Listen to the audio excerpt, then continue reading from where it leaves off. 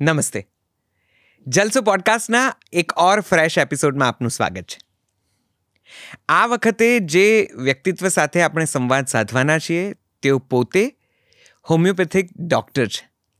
Homeopathy મેડિસિનમાં તેમનું આગવું પ્રદાન છે, સંશોધન છે, સઘન અભ્યાસ છે.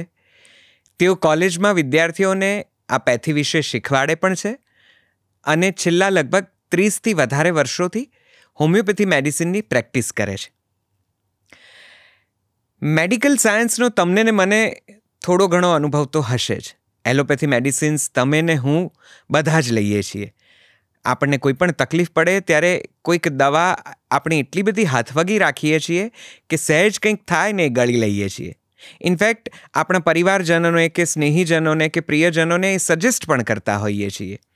અને તેની આડઅસરોથી વાકેફ હોવા છતાં આજની જિંદગીમાં, આજના રોજિંદા ઘટનાક્રમમાં આ દવાઓ લેવાનું આપણે ચૂકતા નથી.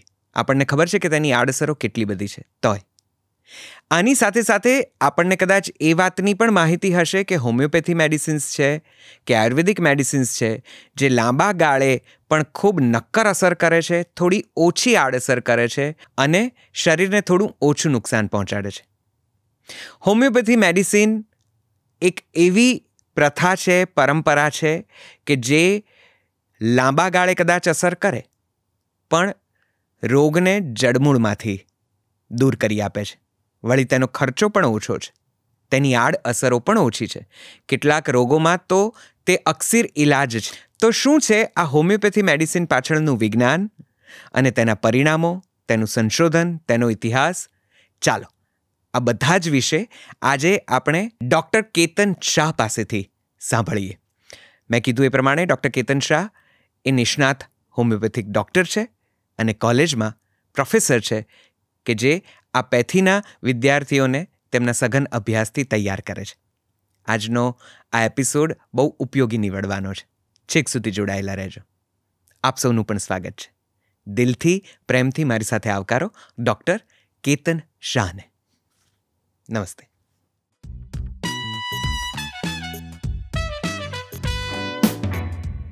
બહુ સરસ ક્વેશ્ચન પૂછ્યો છે મને તમે. હવે એવું નથી રહ્યું કે હોમિયોપેથિક શું છે એ લોકોને સમજાવવું પડે. હોમિયોપેથિક ટ્રીટમેન્ટથી માનસિક રોગો મટી શકે છે? ચોક્કસ, બહુ સરસ રિઝલ્ટ મળ્યા છે. એ હોમિયોપેથિક જે બચ્ચું છે એને હજી 250 વર્ષ પણ પૂરા નથી થયા. ખાવાના જે જમવામાં આપણે મીઠું યુઝ કરીએ છીએ એમાં પણ સોલ્ટમાંથી નેટ્રમૂર નામની દવા બને છે. સાપના ઝેરમાંથી લેકેસિસ નામની દવા બને છે.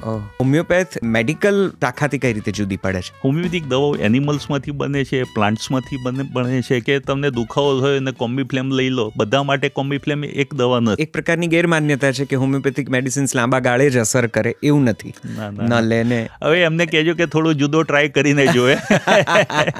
બોલના લીધે જ અમારી ઓળખાણ છે ને ગોળીવાળા ડોક્ટર થઈ ગયા, લોકો જાણતા થઈ ગયા. એક્ઝેક્ટલી, બધા ગોળીવાળા ડોક્ટર પાસે જઈએ છીએ એવું કહેવાનું પણ આપણે ચલણ. પ્રિસ્ક્રિપ્શન વગર પણ ધારો કે લેવાય તો કાંઈ વાંધો નથી. આપણા દેશમાં બધું પ્રિસ્ક્રિપ્શન વગર મળે જ છે. ઊંઘની દવાઓ પણ મળે છે, ડિપ્રેશનની પણ દવાઓ મળે છે.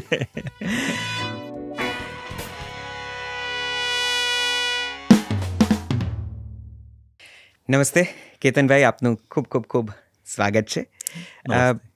મને આજના આ એપિસોડને લઈને ખૂબ ઉત્સુકતાઓ છે કારણ કે આપણે એક એવી પેથી વિશે વાત કરવા જઈ રહ્યા છીએ કે જેના વિશે માન્યતાઓ જેટલી છે એટલી જ ચર્ચાઓ છે, જેટલા અંદેશા છે એવા પરિણામો પણ છે અને જેટલી માહિતી છે તેટલું જ અજ્ઞાન પણ છે. હોમિયોપેથી એક ઓલ્ટરનેટિવ મેડિસિન તરીકે આજે તેની ખૂબ માન્યતા પ્રાપ્ત ગણના થાય છે. લોકો ખાસ્સા હોમિયોપેથીની દવાઓ તરફ કે કન્સલ્ટેશન તરફ વળ્યા છે અને તેના ખૂબ સારા પરિણામો તેમના પોતપોતાના જીવનમાં કોઈ રોગો સાથે જોઈ રહ્યા છે. તો હોમિયોપેથી વિશે આપનો અનુભવ સઘન છે, વિશદ છે. આપ હોમિયોપેથી મેડિસિન્સ અને તેની બધી જ પદ્ધતિ જે રીતે ઉપયોગમાં લેવાય એ કોલેજના વિદ્યાર્થીઓને શીખવાડો છો. પ્રેક્ટિસિંગ ડૉક્ટર છો, હોમિયોપેથ છો અને ઘણા બધા રોગોમાં આપની મહારથ છે, આપ નિષ્ણાત છો. તો કદાચ સૌથી પહેલો સવાલ મારે આ પૂછવો છે આપનું ખૂબ દિલથી સ્વાગત કરીને, ખૂબ આદરપૂર્વક આવકારીને મારે આ સવાલ પહેલો પૂછવો છે કે લોકોને હજી ખબર નથી કે હોમિયોપેથી છે શું. ઘણા તેને આયુર્વેદ અને હોમિયોપેથી જોડે જોડે એવું ગણતા હોય છે. કેટલાકને મન આ મેડિકલ વિજ્ઞાનની જ એક બીજી શાખા છે. તો થોડીક વાત મને આ હોમિયોપેથી વિશે કરો કે હોમિયોપેથી છે શું, એ બીજી પેથીથી કઈ રીતે જુદી પડે છે, પ્લીઝ. પહેલાં તો ખૂબ ખૂબ આભાર, કારણ કે તમે જે આ તમારી પ્લેટફોર્મ ઉપરથી મારા સાયન્સને જે તમે લોકોમાં મૂક્યું છે કે જેનાથી એક અવેરનેસ ક્રિએટ થશે અને આપણી વાતચીતથી લોકોને હોમિયોપેથી વિશે સાચી સમજ આવશે. જી. અને જે તમે મને તક આપી છે એ માટે ખૂબ ખૂબ આભાર. તમે જે ક્વેશ્ચન પૂછ્યો કે લોકો હોમિયોપેથિક વિશે સમજ, કદાચ આ વસ્તુ 5-7 વર્ષ પહેલાં આપણે કહી શકીએ કે એવું હતું કે લોકોને બહુ જ અસમજ હતી કે હોમિયોપેથિક શું છે. પરંતુ જે રીતે હોમિયોપેથિકનો વિકાસ થઈ રહ્યો છે એ રીતે જોતાં ઘણા બધા લોકો હોમિયોપેથી શું છે એ જાણે છે. ક્યાંક ને ક્યાંક એ લોકોએ હોમિયોપેથિક દવા પણ લીધી છે. અને હવે એવું નથી રહ્યું કે હોમિયોપેથિક શું છે એ લોકોને સમજાવવું પડે. લોકો ખાસ કરીને હોમિયોપેથી માટે આવતા હોય છે. એમના જીવનમાં સિસ્ટમ માટે, એટલે સારવાર માટે હોમિયોપેથિકને જ પસંદ કરે છે. એવો વર્ગ ઘણો બધો વધી ગયો છે.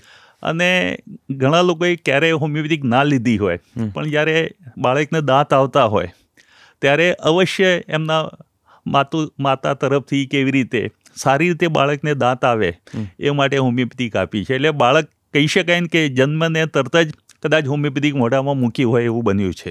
જી. એ સિવાય જે કોરોના, ઘણી વખતે આપણે કોરોનાને ખરેખર તો ખરાબ જ હતું, પણ એવું કહી શકાય કે કોરોનાએ હોમિયોપેથિકને બહુ જલ્દી લોકોના મનમાં મૂકી દીધું. રાઈટ. કારણ કે ભારત સરકારે પણ જોયું કે કોરોનામાં હોમિયોપેથિક દવાના ખૂબ જ સરસ રિઝલ્ટ મળ્યા છે અને લોકોએ પણ બહુ અપનાવી અને ખરેખર કોરોનામાં આ રીતે હેલ્પ કરી છે. કોરોના સિવાય પણ જ્યારે ચિકનગુનિયા કે સ્વાઇન ફ્લૂ જેવા રોગો પણ જ્યારે થયા છે ત્યારે ગવર્મેન્ટ પણ હોમિયોપેથ પાસે આવ્યું છે, હોમિયોપેથિક એસોસિએશન પાસે આવ્યું છે, એના ડૉક્ટરો પાસે આવ્યું છે અને ચોક્કસ એની મદદ લીધી છે. અને એ દરેક વખતે હોમિયોપેથિક ખરું પુરવાર થયું છે, ખરું ઉપયોગી નીવડ્યું છે. એટલે જ આજે કહી શકાય કે હોમિયોપેથિક બહુ જ ઝડપથી વિકસી રહેલું સાયન્સ છે. તમને આંકડાની દ્રષ્ટિએ કહું તો અત્યારે 9 બિલિયન USD એનો બિઝનેસ છે, જે ફક્ત નેક્સ્ટ 4 yearsમાં 18 ડબલ થઈ જવાનો છે. બરાબર છે. 18 બિલિયન USD એટલો મોટો બિઝનેસ થઈ રહ્યો છે. બરાબર. નેચરલી કે કોઈ પણ બિઝનેસમેન ત્યારે જ આમાં ઇન્વેસ્ટમેન્ટ કરે કે એને કંઈક સારું ફ્યુચર દેખાતું હોય. બરાબર છે. બરાબર છે. તો આ પેથી બીજી બધી પેથી કરતાં અલગ કઈ રીતે છે? એમાં શું જુદું છે કે જે મેડિકલ જે મેઇન MBBS કે એની જે શાખાઓ છે એનાથી આ જુદું પડે છે? આયુર્વેદ તો નથી જ, કારણ કે એમાં દેશી ઓસડિયા કે એનું આખું વાતપિત્ત કફનું જુદું વિજ્ઞાન છે. હોમિયોપેથ એ મેડિકલ શાખાથી કઈ રીતે જુદી પડે છે? ઓકે, આમ કહેવાય ને તો જે સારવાર પદ્ધતિઓ છે જે પણ બધી છે, ખાસ કરીને સૌથી મેઇન બ્રાન્ચ આપણી એલોપેથિક છે કે વિલાયતી દવા આપણે જેને નામ આપીએ છીએ. આયુર્વેદિક એ આપણું પોતાનું સાયન્સ છે. એ રીતે હોમિયોપેથિક કહી શકાય કે જે બચ્ચું છે એને હજી 250 વર્ષ પણ પૂરા નથી થયા. પરંતુ એ રીતે જુદું પડે છે કે આમાં સૌથી મોટી વસ્તુ છે કે કોઈ ક્રૂડ સબસ્ટન્સ યુઝ નથી થતો. જેમ કે એલોપેથિકમાં કેમિકલ્સ જ યુઝ થાય છે અને પર્ટિક્યુલરલી કેમિકલ્સ અપાતા હોય છે. આયુર્વેદિકમાં આપણને ખબર છે કે જે પણ વનસ્પતિજન્ય કે વસ્તુઓ હોય એનો જ જુદા જુદા ફોર્મમાં એનો ઉપયોગ થતો હોય છે. પણ હોમિયોપેથિક દવાઓ એનિમલ્સમાંથી બને છે, પ્લાન્ટ્સમાંથી બને છે, કેમિકલ્સમાંથી પણ બને છે. એમ ઘણી બધી વસ્તુઓમાંથી બને છે. તમે કહી શકો દરેક વસ્તુમાંથી બને છે, પણ એમાં ક્રૂડ સબસ્ટન્સ નથી આવતો. એની એનર્જી એક વિશિષ્ટ પદ્ધતિ દ્વારા એને અમે એનર્જીને બહાર લઈએ છીએ. એ એનર્જી પેશન્ટની એનર્જી સાથે અમે મેચ કરીએ છીએ અને સિમ્પલ ભાષામાં સમજાવું તો આ દવાથી તમારી રોગ પ્રતિકારક શક્તિ, ઇમ્યુનિટી વધે છે. અને જ્યારે પણ કોઈ પણ ઇમ્યુનિટી વધે એટલે કોઈ રોગ બોડીમાં હોય એ જતો રહે અથવા તમને થાય નહીં. તો મેઇન વસ્તુ એ છે કે હોમિયોપેથી કે ઇમ્યુનિટી વધારવાનું કામ કરે છે. તો સૌથી મોટો ફર્ક આ છે કે ક્રૂડ સબસ્ટન્સ નથી યુઝ થતું અને બહુ મિનિમમ ડોઝમાં દવા જાય છે. ઓકે. તો હોમિયોપેથી છે એ ઇમ્યુનિટી વધારવાનું મેઇન કામ કરે છે. હું તમને એક સિમ્પલ એક્ઝામ્પલ આપું કે પોટેશિયમ સાયનાઇડ જે છે એ પોઈઝન છે. એને તમે ટંગ ઉપર લેતા મનુષ્યનું મોત થઈ શકે છે. પણ એમાંથી જે અમારી દવા બને છે એ મેં 5 વર્ષના છોકરાને પણ આપી શકીએ. એટલે અમારી દવામાં ક્રૂડ સબસ્ટન્સ નથી, પણ એની જે ક્યોરેટિવ પાવર છે એના વિશિષ્ટ પદ્ધતિ દ્વારા અમે પોટેન્ટાઇઝ કરીને એને મેડિસિનના ફોર્મમાં આપીએ છીએ અને એ પેશન્ટને સાજું કરે છે. બીજું કે આ દવા છે હેલ્ધી હ્યુમન ઉપર પ્રૂવ થયેલી છે. કોઈ પણ દવા જેમ એલોપેથિકમાં કે એમાં તો એનિમલ્સ ઉપર કે બીજી રીતે એના પ્રયોગો થતા હોય છે શરૂઆતમાં. જ્યારે હોમિયોપેથિક એ મનુષ્ય ઉપર જ પ્રૂવ હેલ્ધી હ્યુમન ઉપર પ્રૂવ થયેલી છે. સપોઝ એક દવા કોઈ હેલ્ધી મનુષ્યને આપી તો એનામાં જે ચેન્જીસ થયા એ અમે નોટ કરી દઈએ છીએ અને જ્યારે એ ચેન્જીસ વાળું પેશન્ટ અમારી પાસે આવે અમે એને દવા આપીએ અને એને સાજું કરતું હોય છે.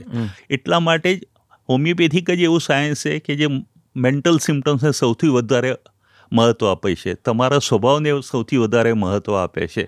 તમને શું ભાવે છે, શું નથી ભાવતું એ બધું તો જોવે જ છે, પણ તમને સપના શું આવે છે, તમારો સ્વભાવ કેવો છે, એ ઉપર અમે દવા નક્કી કરતા હોઈએ છીએ. કારણ કે એનું કારણ જ આ છે કે હેલ્ધી હ્યુમન ઉપર પ્રૂવ થયેલી છે. તો મેઇન વસ્તુ આ જ છે કે અમે એના મૂળમાં જઈએ છીએ, કોઝેટિવ ફેક્ટરને શોધીને દવા આપતા હોઈએ છીએ, મિનિમમ ડોઝમાં દવા આપતા હોઈએ છીએ. ઘણી વખતે શું હોય કે જુદા જુદા રોગો માટે જુદી જુદી, તમે કોઈ ડૉક્ટર પાસે જાઓ તો માથું દુખે છે તો માથા દુખવાની દવા આપશે, તમે કહેશો કે એસિડિટી થાય તો એસિડિટીની દવા મળશે, બીજા કોઈ પ્રોબ્લેમ હોય તો એક દવા એડ થતી જશે. જ્યારે હોમિયોપેથિકમાં એવું નથી. હોમિયોપેથિકમાં રોગની દવા નથી, એ વ્યક્તિની દવા છે. અચ્છા. અને એ દવા અમે જ્યારે આપીએ છીએ ત્યારે વ્યક્તિની ઇમ્યુનિટી વધે છે અને એક જ દવા સપોઝ 4 કે 5 રોગ હશે તો એ બધામાં એને ફાયદો કરતું હોય છે. તો આ સાયન્સની સૌથી બહુ જ મોટી ખૂબી કહી શકાય કે કદાચ તમે 1-2 વસ્તુ અમને કહેવાનું ભૂલી પણ ગયા હશો ને તો પણ એ દવા એની કેર કરી લેશે અને એને ઠીક કરે છે. તો આ દવાઓ નું નિર્માણ કેવી રીતે થાય છે? કઈ રીતે આ દવાઓ શોધાય છે? મેડિકલ સાયન્સની તો એક હિસ્ટ્રી છે કે અમુક દવાઓ વર્ષોથી શોધાતી આજે વધારે રિસર્ચ થઈને કે એમાં વધારે એક્સટેન્સિવ રિસર્ચ થઈને આજે આપણી પાસે મોજૂદ છે. એન્ટીબાયોટિક્સ છે, એન્ટીવાયરલ્સ છે, એનાલ્જેસિક્સ છે, આ બધી જે પણ દુખાવાની દવા કહો કે બેક્ટેરિયાની જે એન્ટીબેક્ટેરિયલ દવાઓ છે કે બીજી બધી. હોમિયોપેથ મેડિસિનમાં આ દવાઓ એન્ટીબેક્ટેરિયલ છે, એન્ટીવાયરલ છે, એન્ટી એનીથિંગ છે, શું છે આ દવાઓ? કેમિકલ કમ્પોઝિશન્સ છે?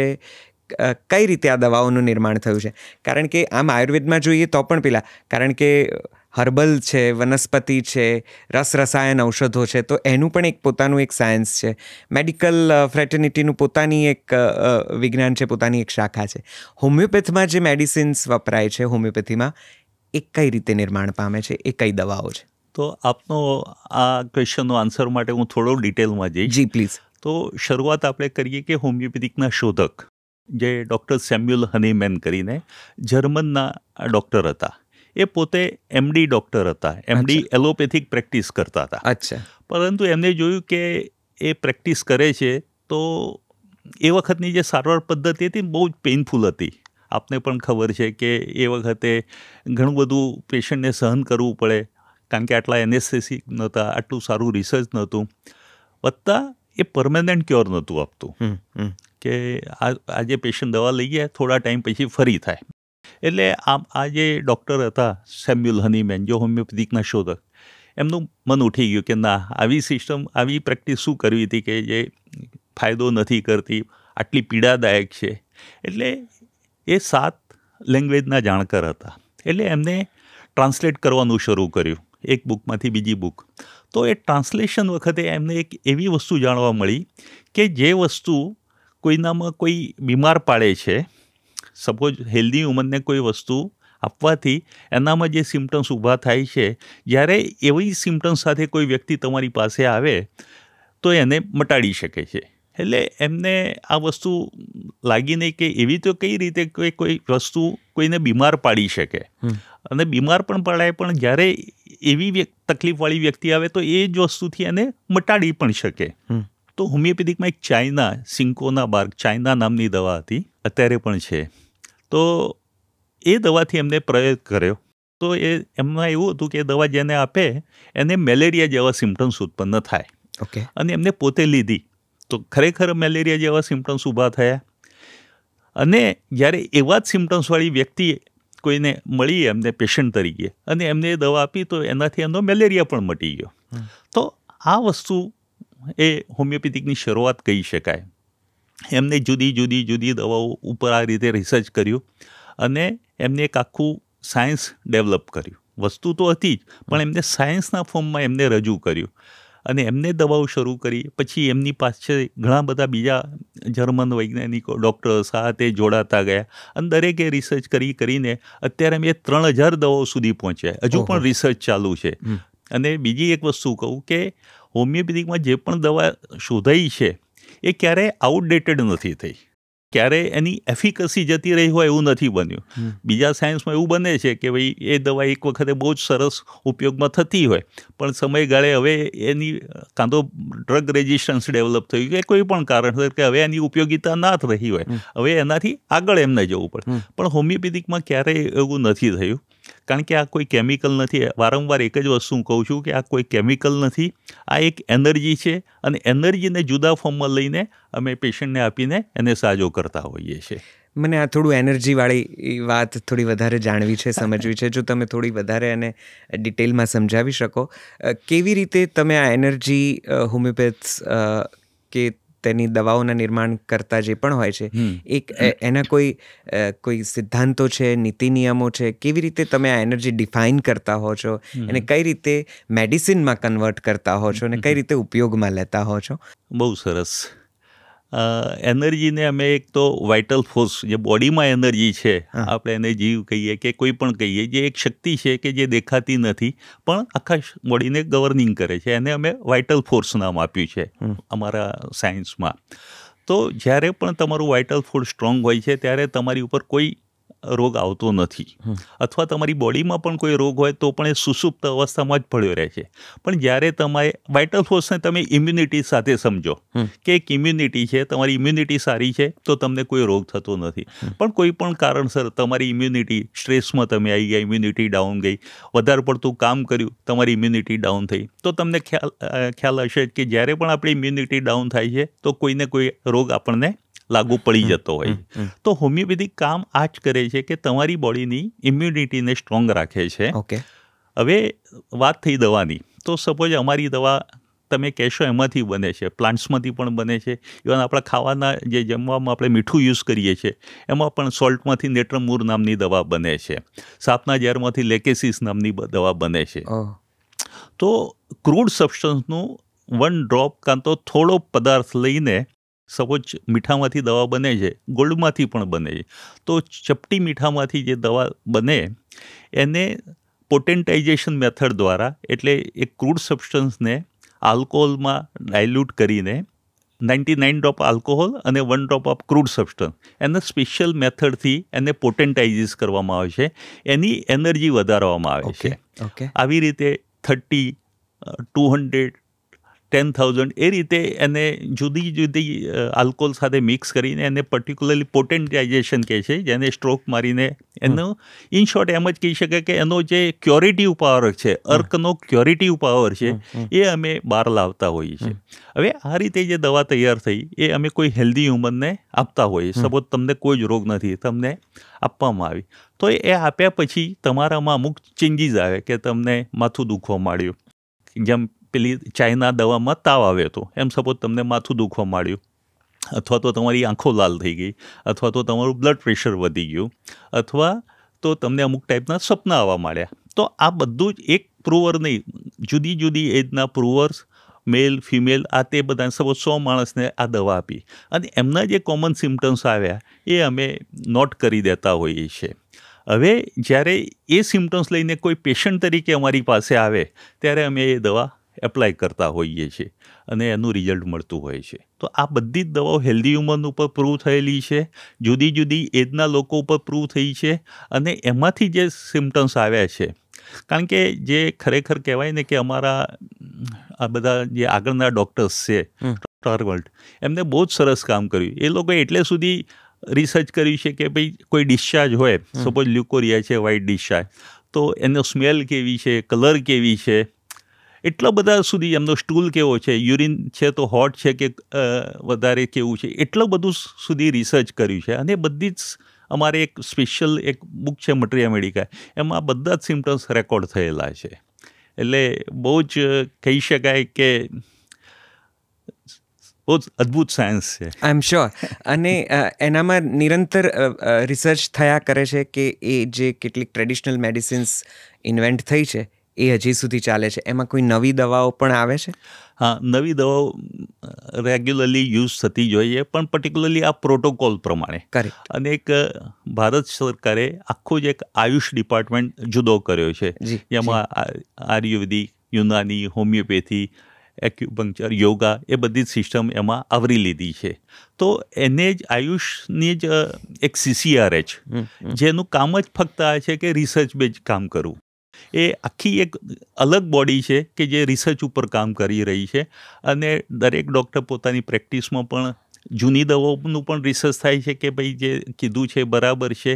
કોઈ દવાઓ ઓછી પ્રૂવ થયેલી હોય એના ઉપર પણ વર્ક કરે છે, અને નવી દવાઓનું પણ રિસર્ચ થાય છે. એટલે બહુ જ રેગ્યુલરલી અમારા એના સેમિનાર્સ યોજાતા હોય છે. 10th એપ્રિલે દર વર્ષે જે અમારા શોધક છે સેમ્યુઅલ હનીમેન, એમનો જન્મદિવસ છે, બર્થ એનિવર્સરી છે, અને એ દિવસને વર્લ્ડ હોમિયોપેથી ડે તરીકે અમે જાહેર કર્યો છે. તો દર 10th એપ્રિલે જુદા જુદા કાર્યક્રમો થતા હોય છે.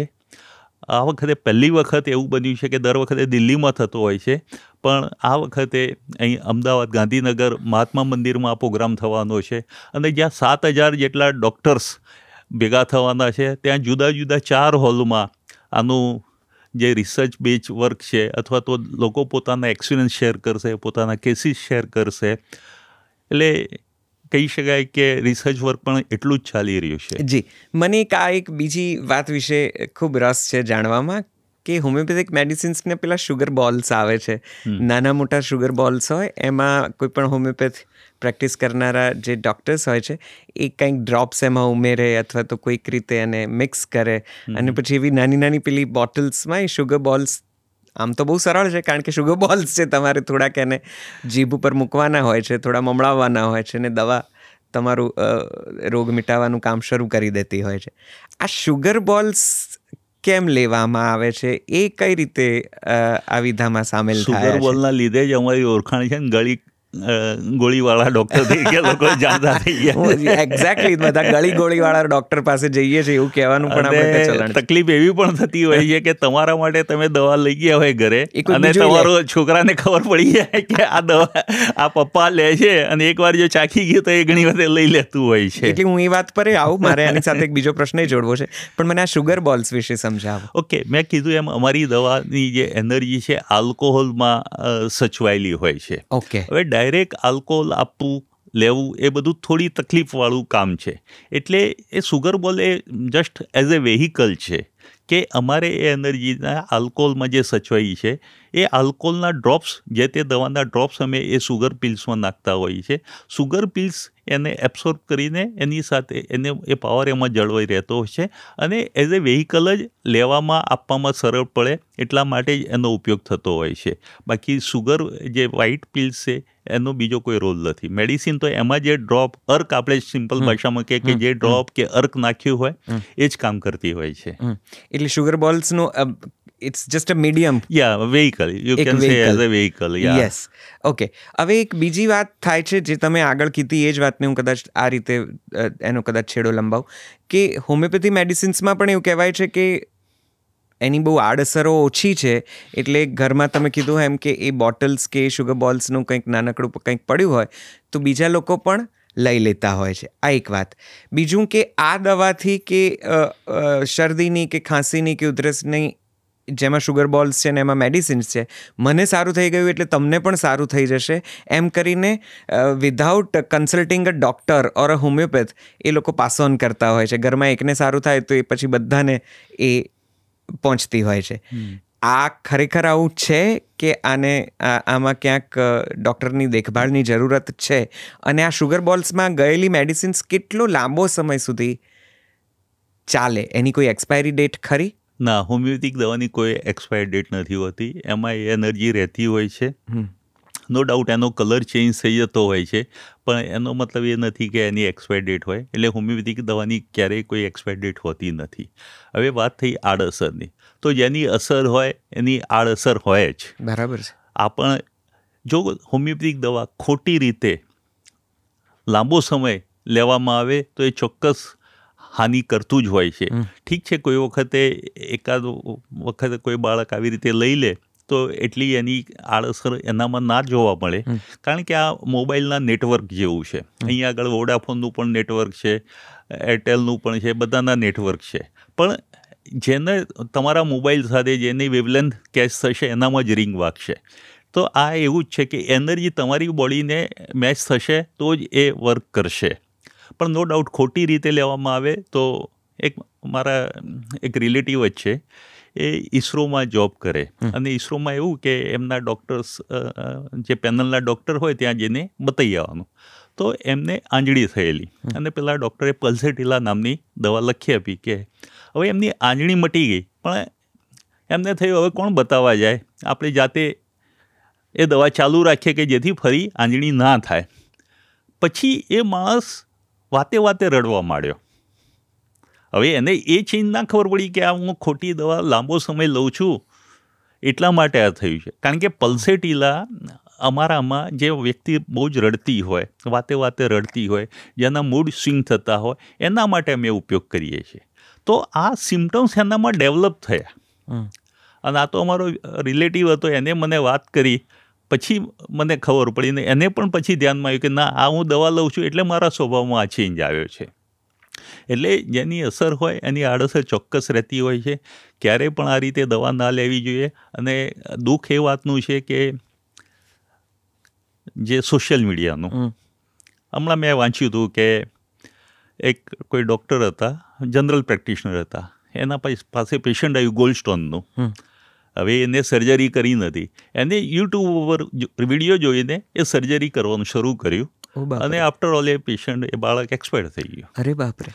હવે તમને અરે બાપરે થાય છે ને, પણ આ જ વસ્તુ આપણે કરીએ છીએ. આપણે પણ શું કરીએ છીએ, વોટ્સએપમાં કોઈ આવ્યું કે શરીર ઉતારવા માટેની આ 3 હોમિયોપેથિક દવા છે, અથવા વાળ ઉગાડવા માટેની આ 3 દવા છે, તમે મિક્સ કરીને આવીને લઈ જાઓ છો. આપણે આ જ ભૂલ કરતા હોઈએ છીએ. પણ આપણે એ નથી સમજતા કે આપણે એક વિજ્ઞાન છે, આવી રીતે દવા ના લેવી જોઈએ. જેમ તમે અત્યારે કીધું કે તમને શરદી મટી ગઈ, પણ બીજાની જે પર્સનાલિટી છે, એનું વ્યક્તિત્વ છે, એ અલગ છે તમારાથી. જે શારીરિક માનસિક બાંધો અલગ છે. અમે એટલે તો શારીરિક બાંધાને અને માનસિક બાંધાનો અભ્યાસ કરીને જ દવા નક્કી કરતા હોય. એટલે તમે ક્યારે કોઈ હોમિયોપેથ પાસે ગયા હશો અથવા તમને જાણ હશે તો કલાક 1.5 કલાક તો તમારી હિસ્ટ્રી લેતું હોય.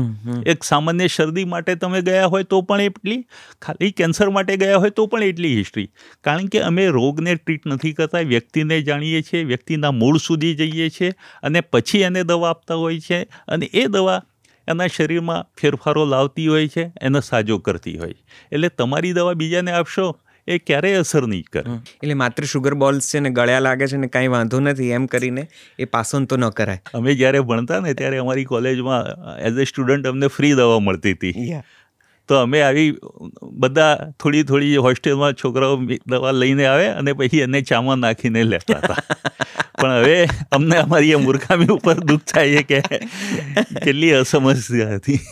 મને આ હિસ્ટ્રીવાળી વાત થોડી વધારે જાણવી છે, કારણ કે એક હોમિયોપેથી પાસે જઈએ એટલે આ એનો ગુણ છે, પણ સમાજમાં કે લોકોમાં કે દર્દીમાં એનો બહુ કંટાળો હોય છે કે યાર એ તો એટલું બધું પૂછપૂછ કરે છે અને એટલી બધી લાંબી પડપૂછ કરે, પછી માંડ 2 ગોળીઓ આપતા હોય છે, એટલે રોગ કરતાં વધારે લાંબી તો કન્સલ્ટેશનની જર્ની થઈ જતી હોય છે. પણ આની પાછળનું કારણ શું છે? આટલી બધી હિસ્ટ્રી લેવાનું શા માટે હોમિયોપેથીમાં સૂચવવામાં આવે છે. તમે સ્વપ્નોની પણ વાત કરી અને સ્વભાવની પણ વાત કરી. આ સ્વપ્નો અને સ્વભાવ સીધા હોમિયોપેથીની ટ્રીટમેન્ટ અને મેડિસિન સાથે કેવી રીતે સંકળાયેલા છે? આ હિસ્ટ્રીનું શું મહત્વ છે? અમારું કામ બીજું કંઈ નથી, ખાલી મેચ કરવાનું. અમારી પાસે જે ડેટા છે કે આવી પર્સનાલિટીમાં કે આવી વ્યક્તિમાં કે આવી તકલીફમાં આ દવા વધારે કામ કરે છે, એ દવા અમે એ પેશન્ટને એવી પર્સનાલિટીવાળી વ્યક્તિ આવે એને અમે આ દવા આપતા હોઈએ છીએ. હવે આ બધાની જરૂર કેમ છે? કારણ કે અમારે રૂટ કોઝ સુધી જવાનું છે. બીજું કે વ્યક્તિને ઓળખવાનો છે, એનું માનસિક બંધારણ, શારીરિક બંધારણ.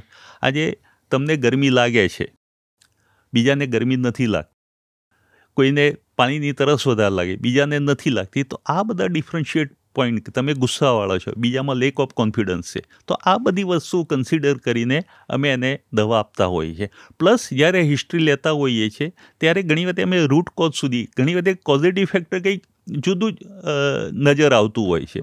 ઘણી વખત એક થાઇરોઇડનો કેસ હું ટ્રીટ કરતો હતો, તો ખબર પડી કે એને ઓફિસમાં એટલો બધો સ્ટ્રેસ હતો, પણ જોબ જવાના બહાને એ કશું બોલી જ નહોતો શકતો. તો આ જે સપ્રેસ એંગર છે એ એના બોડીમાં ચેન્જીસ લાવતું હતું. તો આ એક તો હિસ્ટ્રીમાં અમે વ્યક્તિને પણ ઓળખીએ છીએ, એના કોઝિટિવ ફેક્ટર પણ સુધી પણ જઈએ છીએ. અને ઘણી બધે તમે કહો છો ને કંટાળાજનક, પણ ઘણી એવી અમારી પાસે એવા પેશન્ટ પણ છે કે વાત કર્યા પછી બહુ જ હલકા થઈ જતા હોય છે. રાઈટ. જાણે વેન્ટ થઈ જતા હોય ને, એ એમ કે આટલા વર્ષમાં અમને ક્યારે આટલું કોઈએ પૂછ્યું નથી કે અમે અમારા વિશે પણ નથી વિચાર્યું. અને ઘણી વખત એવું બનતું હોય, અવેરનેસ ઇઝ ક્યોર. હું તમારી જોડે વાતચીત કરતો હોઉં ને એમ જ તમને ખ્યાલ આવે કે ના, આના લીધે કદાચ મને આ વસ્તુ ટ્રિગર થાય છે, અને તમે અવેર થઈ જતા હોય. રાઈટ. એટલે આજકાલ કોઈની પાસે સમય નથી કે કોઈની વાત સાંભળે, પણ જ્યારે હોમિયોપેથિક ડૉક્ટર નો ડાઉટ એના પર્પઝ માટે સાંભળતો હોય છે, પણ એ સાંભળતા પણ પેશન્ટ ઘણો હલકો થઈ જતો હોય છે. અને શરૂઆતમાં કદાચ લાગે, પણ ખરેખર એને પણ એવું લાગતું હોય કે ના, બહુ જ સારું થયું. એટલે જ સપોઝ તમે મારી પાસે આવ્યા, તમારી 1.5 કલાક હિસ્ટ્રી લીધી, પણ તમે જ્યારે કોઈને મોકલશો ત્યારે કહેશે કે તું ટાઈમ લઈને જજે અને બધું જ સાચું કહેજે, કારણ કે તું જ કહીશ તો જ તારી સાચી દવા થશે. અને એ માણસ પહેલેથી જ પ્રિપેર્ડ થઈને આવતો હોય છે.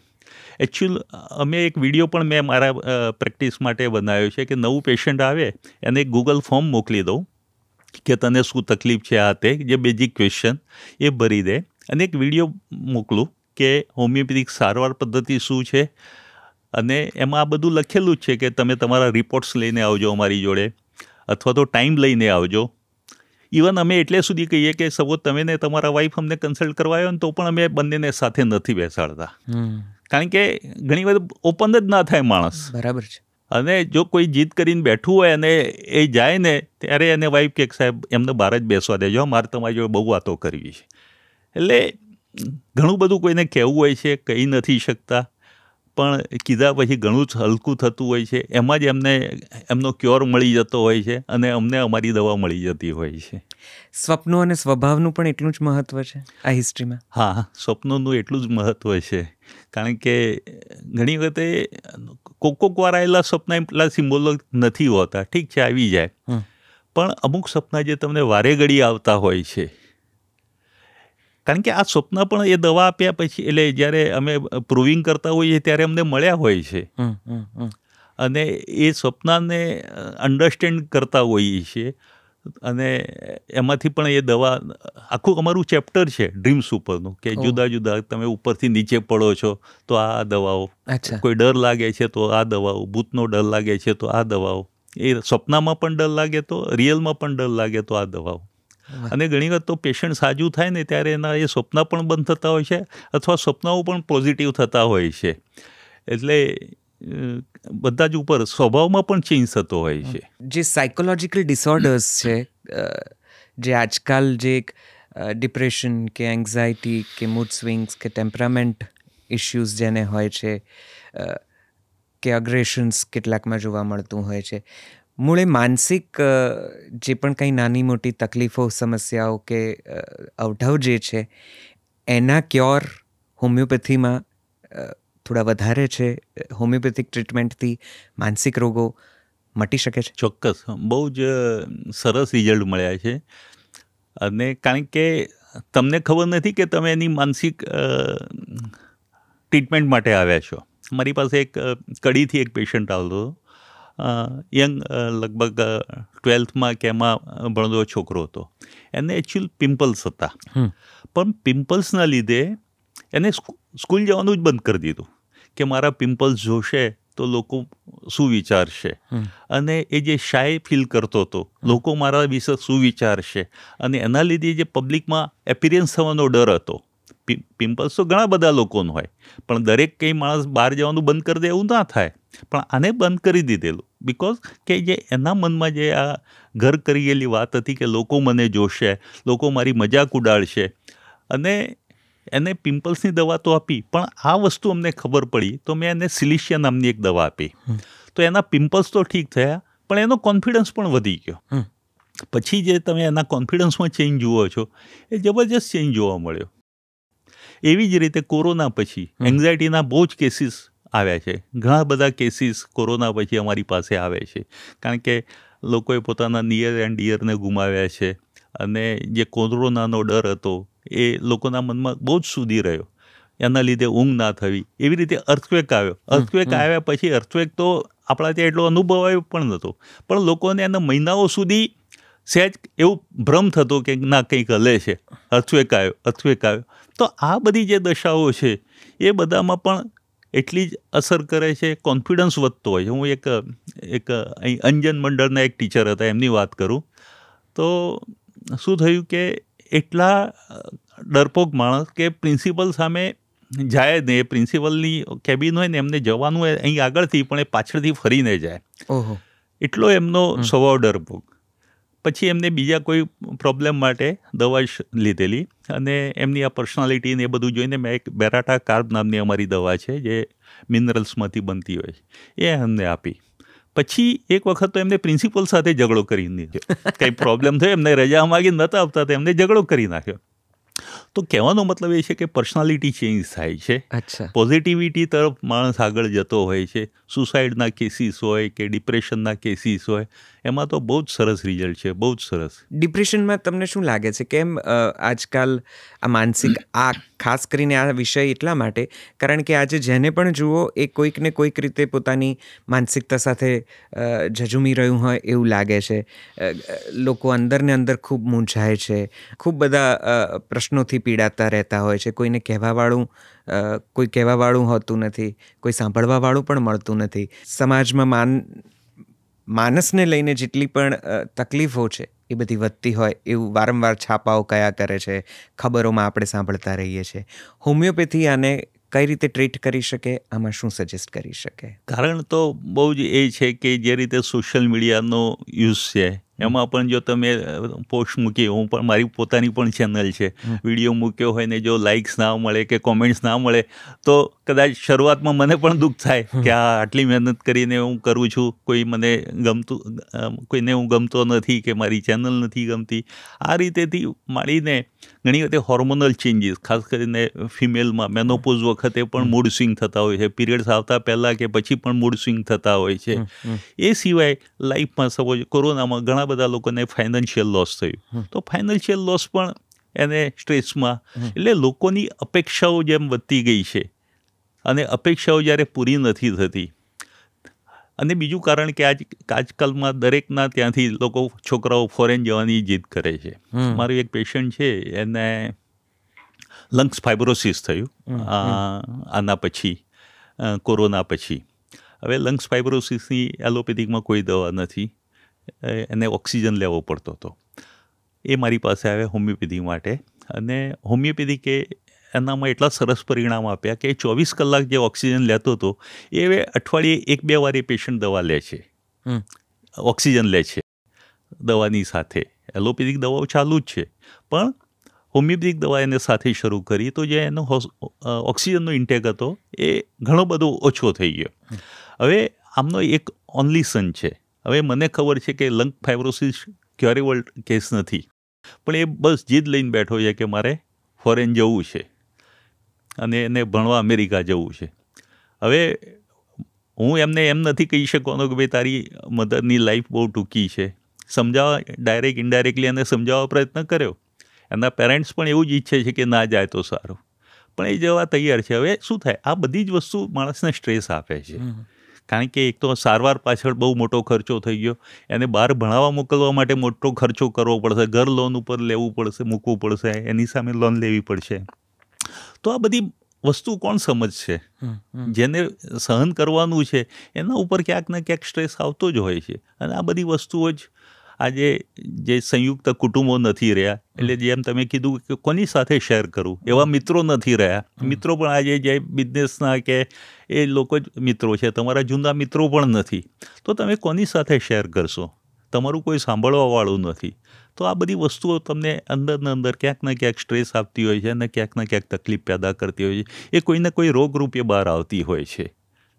એ તમારે વિચારવું પડે કે આ કેમ આ તકલીફ થઈ, અને એ રૂટ કોઝ સુધી જ અમે જતા હોઈએ છીએ. અને એ રૂટ કોઝ શોધી લાવીએ ને તો પેશન્ટને દવા આપવાથી અને કાઉન્સિલિંગ કરવાથી, વાતચીત કરવાથી એ અવેર થતું હોય છે એની તકલીફ વિશે. ડિપ્રેશન, એન્ઝાયટી જેવા રોગો હોમિયોપેથીથી મટી શકે ખરા? એન્ઝાયટીમાં તો બહુ જ સરસ રિઝલ્ટ છે. ખબર છે કે કેટલા મારી પાસે એટલા બધા પેશન્ટ છે કે સહેજ કંઈક થાય અને કાર્ડિયોગ્રામ કરાવી આવે. આ પહેલાં તો હોસ્પિટલવાળા કાર્ડિયોગ્રામ કરાવી દે, પછી એ કહે કે ભાઈ તને કંઈ નથી, તું શાંતિથી આરામ કર, આ તારી એન્ઝાયટી જ છે. ત્યાં 10 વખત કાર્ડિયોગ્રામ કરાય છે, બધી વખત નોર્મલ આવે, છતાં પણ એ રહી નથી શકતો. કંઈક થાય ત્યારે બેચેન થઈ જાય છે એ પેશન્ટ. આવા પેશન્ટ વખતે અમે દવા આપતા હોઈએ છીએ. કાલે જ મેં એક પેશન્ટ જોયું, બોમ્બેનું પેશન્ટ જોયું, જેને ક્લસ્ટ્રોફોબિયા. એને એક મિટિંગમાં રાજધાનીમાં દિલ્હી જવાનું હતું.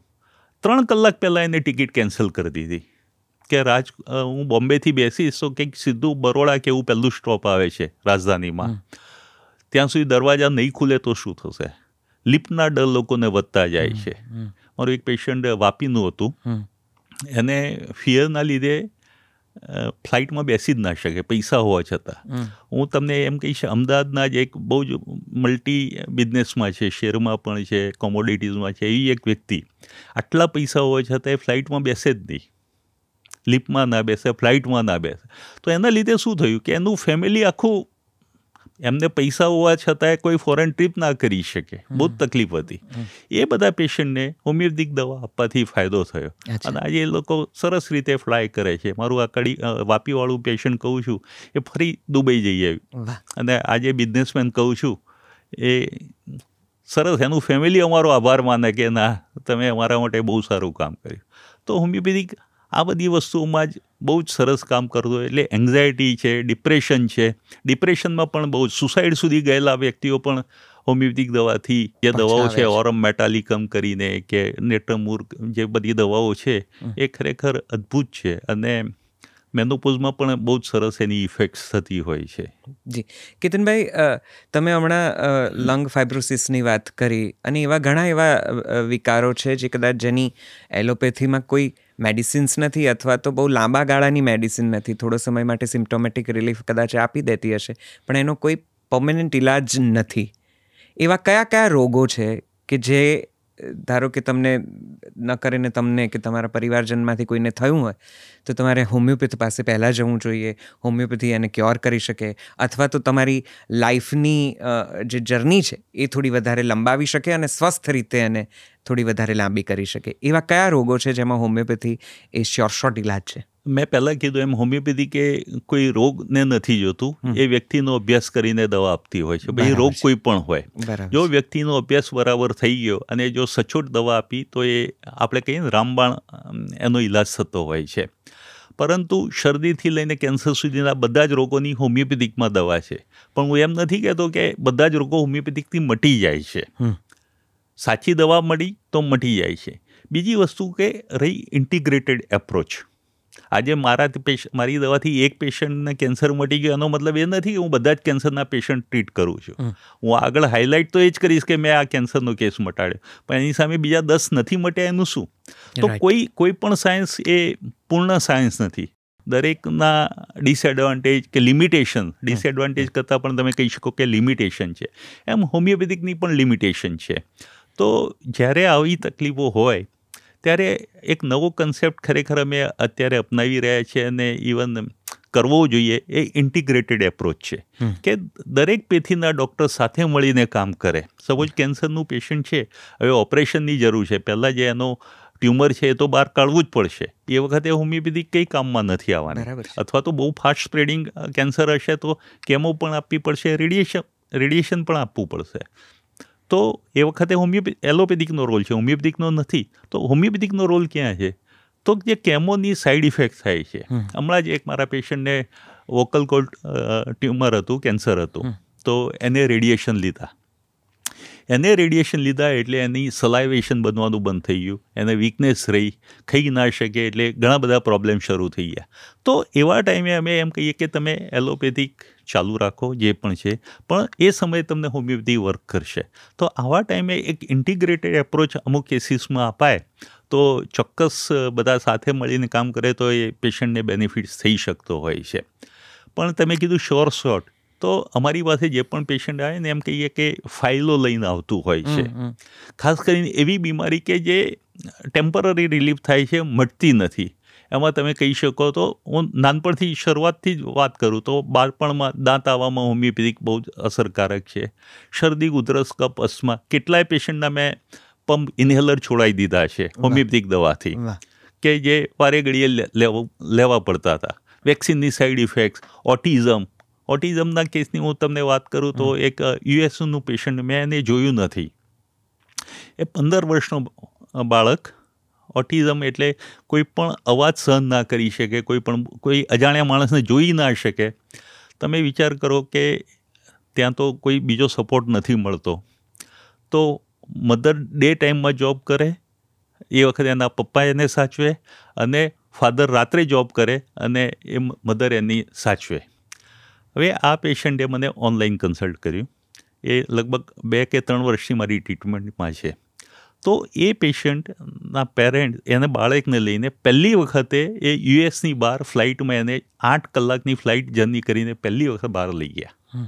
તો આ જ હોમિયોપેથિકનો ચમત્કાર છે. પણ બધા જ કેસમાં આ રિઝલ્ટ મળે એવું નથી કહી શકતો. કોઈમાં પ્લસ માઇનસ રિઝલ્ટ મળતા હોય, પણ જ્યાં સાચી દવા વર્ક કરી જાય છે ત્યાં એ ચોક્કસ અસર કરે છે. એ પેરેન્ટ્સ, એટલે ઘણી વખત કહેવાય ને કે આ કુટુંબને અમે એ બાળકને ટ્રીટ નથી કર્યો, આખું ફેમિલીને અમે ટ્રીટ કર્યું છે. તમે વિચારી શકો કે એમના બીજા બધા રિલેટિવ્સના કોઈ ફંક્શનમાં ના જઈ શકે, કંઈ નહીં, પહેલી વખત આવું ટ્રાવેલ કરી એમાં સક્સેસ થયા, હવે એ રેગ્યુલર જર્ની કરશે.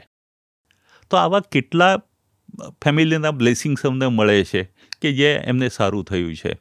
એ પછી આપણે આવીએ તો આ યંગ એજમાં તો હેરની ટ્રીટમેન્ટ, પિમ્પલ્સની treatment, even confidence issue, exam પહેલાંના પ્રોબ્લેમ્સ, એમાં પણ બહુ સરસ યાદશક્તિ, યાદ ના રહેવું, કોન્સન્ટ્રેશન ના રહેવું, આ બધા કેસીસમાં પણ એટલી સરસ હોય છે.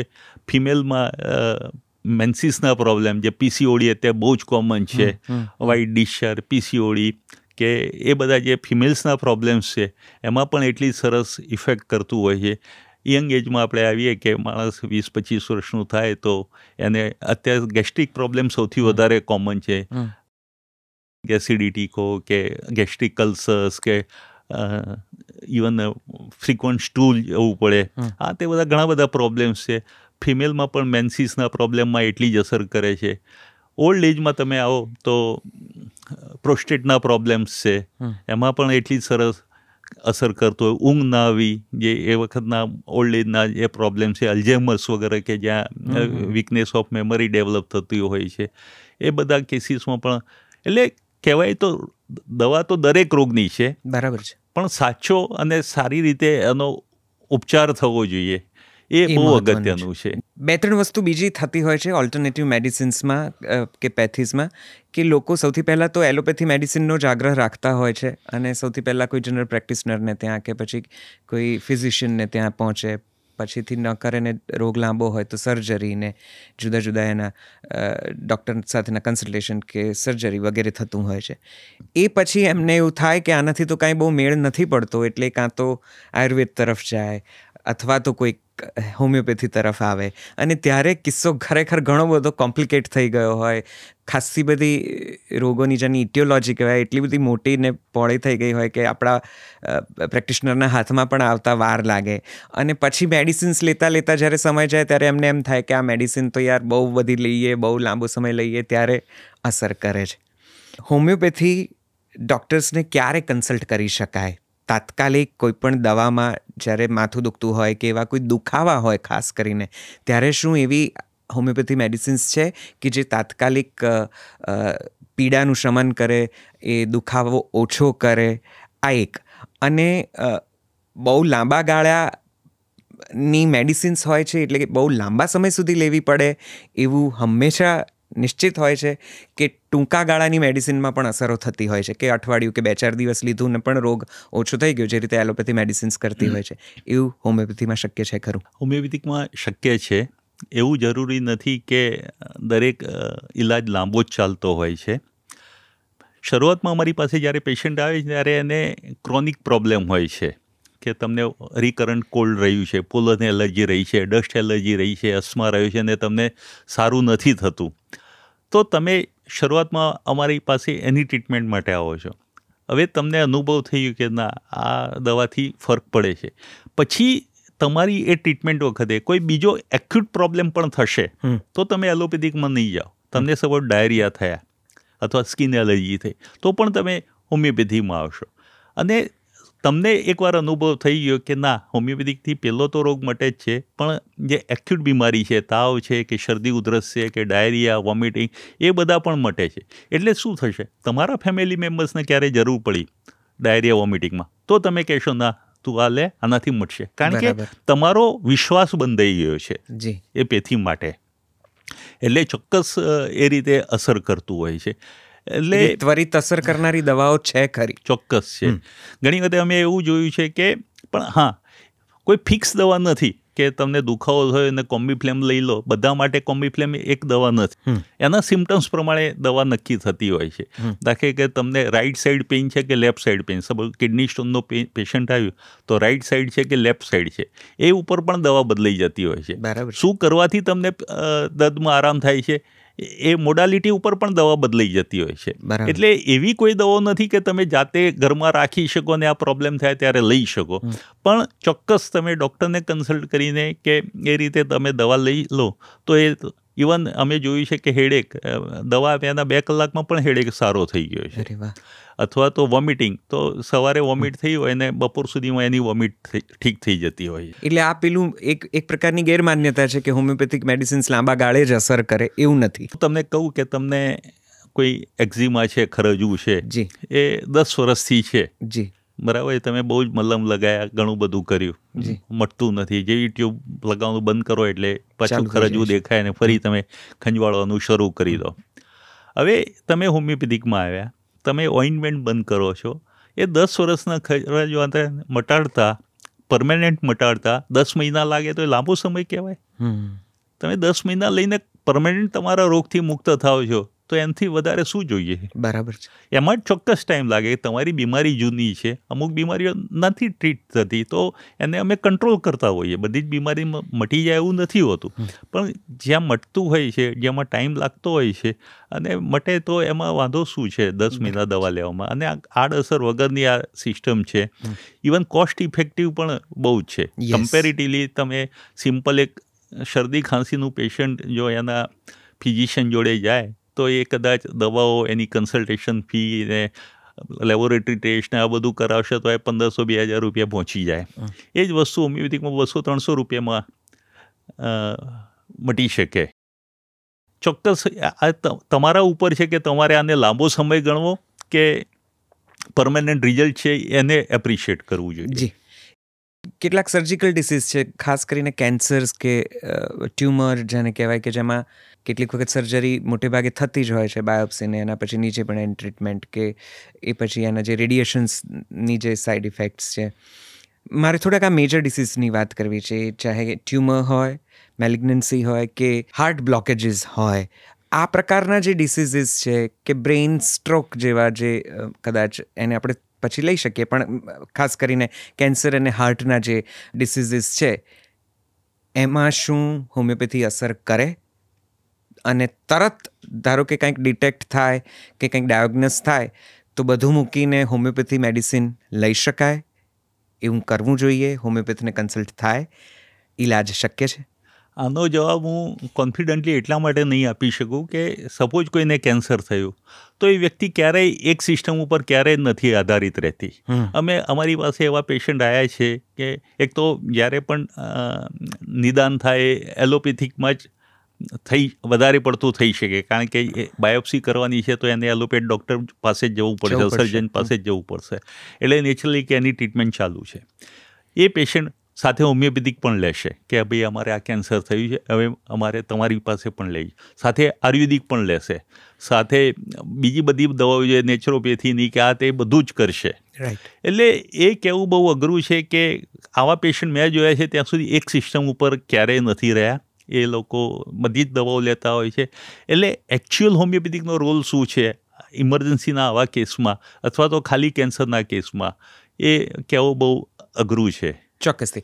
હાર્ટ બ્લોકેજીસ, આર્ટરી બ્લોકેજીસ કે આવા પ્રકારના ડિસીઝીસ હોય ત્યાં હોમિયોપેથીની મેડિસિન અસર કરે છે, પણ એના માટે હું તમને કહું કે એક નાગપુરમાં ડૉક્ટર છે આદિમ ચિમટાનવાલા, હી હિમસેલ્ફ ઇઝ કાર્ડિયોલોજિસ્ટ, અને એ પછી એ હોમિયોપેથિક ભણ્યા અને અત્યારે હોમિયોપેથિક પ્રેક્ટિસ કરે છે. તો એ માણસને બંને નોલેજ છે, એલોપેથિકનું પણ નોલેજ છે અને હોમિયોપેથિકનું નોલેજ છે. તો એ આવા કેસીસ લે છે, એને દવા આપતા હોય છે અને એમની હોસ્પિટલમાં રાખીને ખાલી હોમિયોપેથિક દવાથી પણ સારા કરતા હોય. પણ આ વસ્તુ દરેક સપોઝ મારા માટે છે તો પોસિબલ ના હોઈ શકે, કારણ કે એ વખતે પેશન્ટની જીવની કિંમત છે. હું એ વખતે ખાલી મારે હોમિયોપેથિકનો કક્કો પકડી રાખીને એને ટ્રીટ કરવા જવું એ કદાચ મારી લિમિટેશન હોઈ શકે. દવાઓ છે પણ એ રિસ્ક લેવા પૂરતું થઈ શકે. પણ બ્લોકેજ ખોલવાની ને એવી દવાઓ છે તો તમારી પાસે ટાઈમ હોય. ઘણા એવા બધા કેસીસ છે કે જ્યારે ડૉક્ટરે કહી દીધું હોય કે હવે આમાં અમારાથી કંઈ થાય એવું નથી, તમારે બીજું જે કરવું એ કરો, તો એવા કેસીસમાં હોમિયોપેથિક દવા લોકો અપનાવતા હોય છે અને એ વખતે અમને ફ્રીડમ મળતી હોય છે કે ના આમાં કંઈક કરી બતાવીએ, ત્યારે ઘણી વખતે સારા પરિણામો પણ મળતા હોય છે. ના માટે તો કંઈ નહીં, પેશન્ટની લાઈફ અમે બહુ ઇઝી કરી શકતા હોઈએ છીએ, એ રીતના ચોક્કસ ફાયદા થતા હોય. બીજું શું થતું હોય કે આવા પેશન્ટ જ્યારે અમારી ટ્રીટમેન્ટ લેતા હોય ને તો એમને ગમે એટલો ફાયદો થાય ને પણ એ એલોપેથ ડૉક્ટર આગળ જઈને ક્યારેય એમ નહીં બોલે કે હું હોમિયોપેથિક લઉં છું અથવા મને હોમિયોપેથિકથી ફાયદો છે. અને બીજું કે જ્યારે પેશન્ટ આવું કહેશે ને તો ડૉક્ટર કહેશે જુઓ તમારે લેવી હોય તો લો, કંઈ પણ થશે તો હું ફરી તમને ટ્રીટમેન્ટ નહીં કરું અથવા હવે હું પછી આ કેસ નહીં લઉં. એટલે પેશન્ટ આ બધાથી એટલું મોટી મોટી હોસ્પિટલ કે મોટા મોટા નામના ડૉક્ટરથી એટલી બધી પ્રભાવિત થયેલું હોય છે કે એની હિંમત નથી થતી હોતી કે હું હોમિયોપેથિકને નામ દઈને કે એના નો ડાઉટ એને ઘણો બધો ફાયદો થયો હોય છે પણ એ ક્યારેય સ્વીકારવા અથવા તો જાહેરમાં બોલવા જલ્દી તૈયાર નથી. એમાં ખાસ કરીને કે ડૉક્ટર સામે કે ના મને આનાથી ફાયદો થયો. એટલે એ પણ એક જુદા પ્રકારનું આખું એક અમને ચેલેન્જ છે. ચેલેન્જ તો છે. ઇવન ઘણા બધા ડૉક્ટર્સ અથવા એમના ફેમિલી મેમ્બર્સ અમારી દવા લેતા હોય છે, પણ એ જાહેરમાં પણ બહુ ઓછા ડૉક્ટર્સ બોલતા હોય છે અને એ પેશન્ટને પણ એવું નથી કહેતા કે તમે આની હોમિયોપેથિક કરો. નો ડાઉટ મોકલે છે, ઘણા બધા ડૉક્ટર્સ રિફર કરતા હોય છે, પણ જે રીતે થવું જોઈએ, જે રીતે એમને અપનાવ્યું છે, એમને રિઝલ્ટ મળ્યું છે, એમને બીજા પેશન્ટોમાં પણ હોમિયોપેથિકના રિઝલ્ટ જોયા છે, પણ એ રીતે હજી એટલા ઓપન નથી થતા. એ એક દુઃખની વસ્તુ છે. અચ્છા, 3 ડિસીઝ એવા છે જેનું લગભગ ઘરે ઘરે એના કેસ છે: ડાયાબિટીસ, બ્લડ પ્રેશર અને થાઇરોઇડ. આ 3 ડિસીઝીસ એવા છે કે જેના માટે દરેક પરિવારમાં કોઈ એક સભ્યને કદાચ એ થયેલું જોવા મળે અને એની રેગ્યુલર એલોપેથી મેડિસિન્સ ઇન્સ્યુલિનથી લઈને એની ટેબ્લેટ્સથી લઈને બધું જ લેતા હોય છે. એ હાઇપરટેન્શન બીપીના પેશન્ટ્સ હોય કે થાઇરોઇડના હોય. આ જે રેગ્યુલર લઈને કંટ્રોલ કરવામાં આવતા ડિસીઝીસ છે કે જેની એક ગોળી તમારે રોજ સવારે કે સાંજે અમુક સમયે અમુક રીતે લેવી જ પડે, એ દવાઓ ઓછી થાય, ઘટે કે સંપૂર્ણપણે જતી રહે, એ રીતે હોમિયોપેથિક ટ્રીટમેન્ટ થતી હોય છે, થઈ શકે? હોમિયોપેથી એમાં રિઝલ્ટ આપે છે? બહુ સરસ ક્વેશ્ચન પૂછ્યો છે, મને તમે અવઢળમાં મૂક્યો છે. પણ થાઇરોઇડના કેસીસમાં સપોઝ એને એલોપેથિક દવા શરૂ નથી કરી હાઇપોથાઇરોઇડિઝમના કેસમાં અને અમારી પાસે આવે છે તો એમાં રિઝલ્ટ મળ્યા છે. થાઇરોઇડના કેસમાં હજી પણ એવું બને છે કે સપોઝ તમે જે પાવરની દવા લેતા હો અને સાથે હોમિયોપેથિક શરૂ કરો તો અમે ગ્રેજ્યુઅલી એ દવાઓ ઓછી કરાવતા હોઈએ છીએ અને એમાં રિઝલ્ટ મળ્યા છે. ઘણા લોકોની દવાઓ પણ બંધ થઈ છે, પાવર પણ ઓછા થયા છે. પણ હા, ડાયાબિટીસમાં હું કહું તો એવું કદાચ શરૂઆતનો ડાયાબિટીસ હોય તમારો HbA1c6 કે એની આજુબાજુ, ત્યારે તમે હોમિયોપેથિકમાં જાંબુના અર્કમાંથી બનતી દવા લો કે બીજી દવા લો તો કદાચ કંટ્રોલ કરી શકે છે. પણ ડાયાબિટીસને બધા રોગો એવા છે કે તમારી બોડી ઉપર ક્યાંક ને ક્યાંક ખરાબ અસરો છોડતા જ હોય છે, આંખ ઉપર કે કિડની ઉપર કે હાર્ટ ઉપર. તો જનરલી હું મારા પેશન્ટને કહું છું કે જો અનકન્ટ્રોલેબલ ડાયાબિટીસ કે એવું હોય તો ગો ફોર એલોપેથિક. તમે હોમિયોપેથિક કે બીજી ફાંકી ઉપર બહુ જલ્દી ભરોસો ના રાખશો, કારણ કે એ તમને તકલીફ કરી દેશે. બ્લડ પ્રેશરમાં પણ એવું છે કે તમને કોઝ ખબર પડી જાય અને આ બધા લાઇફસ્ટાઇલ ડિસઓર્ડર્સ છે તો તમે કદાચ એ લાઈફ સ્ટાઇલને ચેન્જ કર્યો અને સાથે હોમિયોપેથિક લો તો પરિણામ સંભવ પણ છે, નથી પણ. એટલે દરેક કેસમાં અમે ના કહી શકીએ કે ના અમે ડાયાબિટીસ મટાડી જ દીધું છે કે બ્લડ પ્રેશર મટાડી જ દીધું છે. કદાચ કંટ્રોલ કરી શકે અને એની દવાઓથી અનકન્ટ્રોલેબલ રહેતું હોય તે હેલ્પફુલ ચોક્કસ થાય. તો આવા બધા કેસીસમાં બહુ બીજા ખતરા કર્યા કરતાં જો એમનું એ દવાથી કંટ્રોલ રહેતું હોય તો એ જ કરવું જોઈએ. કેતનભાઈ, એક બહુ મોટી શાખા છે બ્યુટી પ્રોડક્ટ્સની અને એની પણ એક ખૂબ મોટી દુનિયા અને માર્કેટ થઈ ગયું છે હવે તો. લોકોને ગોરા દેખાવું છે, વાળ જડતા ઓછા કરવા છે, સ્કિન ગ્લો કરવી છે. એટલે જે આ કોસ્મેટિક આખી સર્કિટ છે એમાં હોમિયોપેથીનો કોઈ રોલ છે? તમારે ત્યાં એવા કોઈ કિસ્સા કહાણીઓ ખરા કે જે થોડા વધારે સ્કિનને ગ્લો કરવા માટે કે થોડા વધારે ફેર થવા માટે આવ્યા હોય અને એમાં અસર કરતી હોય હોમિયોપેથી મેડિસિન્સ? વાળ ઉતરવાની ઘટનાઓમાં ફેર પડ્યો હોય કે ગ્રે થવાની એ પ્રકારના ડિસીસીસમાં? સો ઓવરઓલ બ્યુટીને એન્હાન્સ કરતી ટ્રીટમેન્ટ જેને કહેવાય, હોમિયોપેથી એને સજેસ્ટ કરે છે, એવું એમાં રિઝલ્ટ છે? ચોક્કસ છે. સપોઝ તમને પિમ્પલ્સ થયા છે તો પિમ્પલ્સ મટાડવાની દવા છે. પણ હું એમ નહીં કહું, તમે પણ વર્ષોથી ઘણા બધા ફેર એન્ડ લવલી ને બધી એડ જોતા હશો કે આટલા દિવસ લગાવો ને તમે ગોરા થઈ જાઓ, આ સાબુ વાપરો ને ગોરા થયા. તો કેટલા લોકો ગોરા થયા છે? કેટલાય હેર ઓઇલની તમે એડવર્ટાઇઝ જોઈ છે કે આ હેર ઓઇલ યુઝ કરો ને વાળ આવી જશે. તો કેટલી પ્રોડક્ટ આવી સક્સેસ થઈ છે. તો આ એક માર્કેટિંગ વસ્તુ છે. જે તમારો નેચરલ કલર છે, તમારું જેનેટિક્સ છે, પિગમેન્ટેશન જે રીતનું છે, એમાં હું નથી માનતો દવા કંઈ રોલ કરી શકે. જે વાળ વ્હાઇટ થઈ ગયા છે એ બ્લેક દવાથી નથી જ થવાના. નો ડાઉટ હેર ફોલિંગ છે ડેન્ડ્રફના લીધે, કે ડેન્ડ્રફ અમે કંટ્રોલ કરીએ છીએ. સ્કાલ્પ સોરિયાસિસની બહુ જ સરસ અમારી દવાઓ છે. મેં એમ કીધું કે સ્કિનના પ્રોબ્લેમ્સ છે એ બધાની ચોક્કસ દવા છે. પણ ખાલી બ્યુટી માટેની દવાઓ છે દવાઓ, પણ હું નથી માનતો કે એના એવા રિઝલ્ટ્સ કે તમે એકદમ બ્લેક હો ને એક બર્બેરી એક્વિફોલિયમ નામની અમારી દવા છે અને એના ડ્રોપ્સ પીવો એટલે એકદમ ગોરા થઈ જાઓ, કે એવું પોસિબલ નથી. આ એક એડવર્ટાઇઝ કે એક કહી શકો તમે. એટલે આ સવાલ પૂછવાનું કારણ એ જ હતું કે લોકો એવી માન્યતાઓથી હોમિયોપેથી કે આયુર્વેદિક કન્સલ્ટન્ટ્સને ત્યાં પહોંચતા હોય છે કે એમની સુંદરતામાં કે એમના સૌંદર્યમાં કંઈક વધારે ફેર થશે અને અમુક દવા કે ટીકડીઓ કે ફાંકીઓથી એમનું રંગરૂપ બદલાઈ જશે. ખેર, આજની દુનિયામાં તમારું બાહ્ય દેખાવ એ તમારા આત્મવિશ્વાસને પણ ક્યાંક ને ક્યાંક બૂસ્ટ કરનારું છે અને લોકો એને બહુ મહત્ત્વ આપે છે. એટલે દરેકને એમ થાય કે કોઈક રીતે મારું સહેજસાજ જે પણ કંઈ ઓછું આછું છે એ કોઈક ડૉક્ટર અથવા કોઈ પેથી એને ઉમેરો કરીને વધારી આપી શકે. એવી દવાઓ છે, પણ ઘણી બધી એડવર્ટાઇઝ ઇવન હોમિયોપેથિકમાં પણ લોકો કરતા હોય છે કે આ દવા લો ને તમારી હાઇટ વધી જાય. મારી પાસે આવતા હોય પેશન્ટ કે અમને હાઇટ વધારવાની દવા આપો, ત્યારે હું કહું છું મેં નાનપણમાં એક હાઇટ વધારવાની દવા નથી લીધી. હાઇટ મને વારસામાં મળી છે, એમ તમારો રૂપ રંગ બધું પણ વારસામાં મળ્યું છે. આપણે ખાલી મેડિસિન તરફ ભાગીએ છીએ, પણ જે નેચરલ વસ્તુઓ છે કે તમારી બ્યુટી માટે શું જરૂરી છે, તો ભાઈ પૂરતી ઊંઘ જરૂરી છે, બેલેન્સ ડાઇટ જરૂરી છે, સ્ટ્રેસ ફ્રી લાઈફ જરૂરી છે, પાણી પીવું જરૂરી છે. આપણે એ નથી વિચારતા, એ નથી કરતા અને સીધું દવાઓ કે લેપ લગાવવાથી સાજા થવા માગતા હોઈએ એવું છે. પણ આ રોગ નથી. તમારે લાઈફસ્ટાઈલ પ્રોબ્લેમ્સ છે તો એને ચેન્જ કરવા જોઈએ અને એના રિઝલ્ટ લેવું જોઈએ. બાકી એવું નથી કે ગોરા કરી દે ને હા તે કરી દે.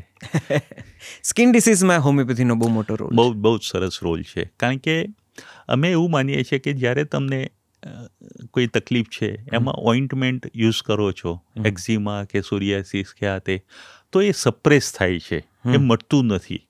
અને કોઈ પણ રોગ સપ્રેસ થાય તો એ ત્યાંથી જતો રહે છે પણ બોડીમાં બીજા કોઈ સ્વરૂપે બીજે ક્યાંક દેખાતો હોય છે. તો આવા ટાઈમે અમે લોકલ એપ્લિકેશન નથી કરતા અને ઇન્ટરનલી એને કહીએ ને જળમૂળથી એને મળતું હોય છે. એટલે સ્કિન ડિઝીઝમાં તો બહુ જ સરસ રોલ છે. ઇવન અર્ટિકેરિયા જે એલર્જી છે ખાવા પીવાની વસ્તુઓથી, સિરસ જે આપણે ગુજરાતીમાં કહીએ, એમાં બહુ જ સરસ રોલ છે. બાકી તમે સોરિયાસિસમાં કહો એમાં બહુ સરસ રોલ છે. જે ક્રેક્સ પડતા હોય છે ડ્રાય સ્કિનના લીધે, એ બધામાં બહુ સરસ રોગ છે. એટલે ખંજવાળ આ તે બધામાં ખરેખર એના એટલા સરસ રિઝલ્ટ છે કે પેશન્ટને ઓઇન્ટમેન્ટ યુઝ કરવાની વસ્તુ જતી રહેતી હોય છે અને બહુ જ સરસ સોરિયાસિસ ને બધામાં મળતા હોય. પણ ચોક્કસ એટલું કહીશ કે આ બધા રોગોમાં ધીરજની જરૂર છે. તમને ધીરજ હોય અને વિશ્વાસ હોય તો જ હોમિયોપેથીમાં આવજો.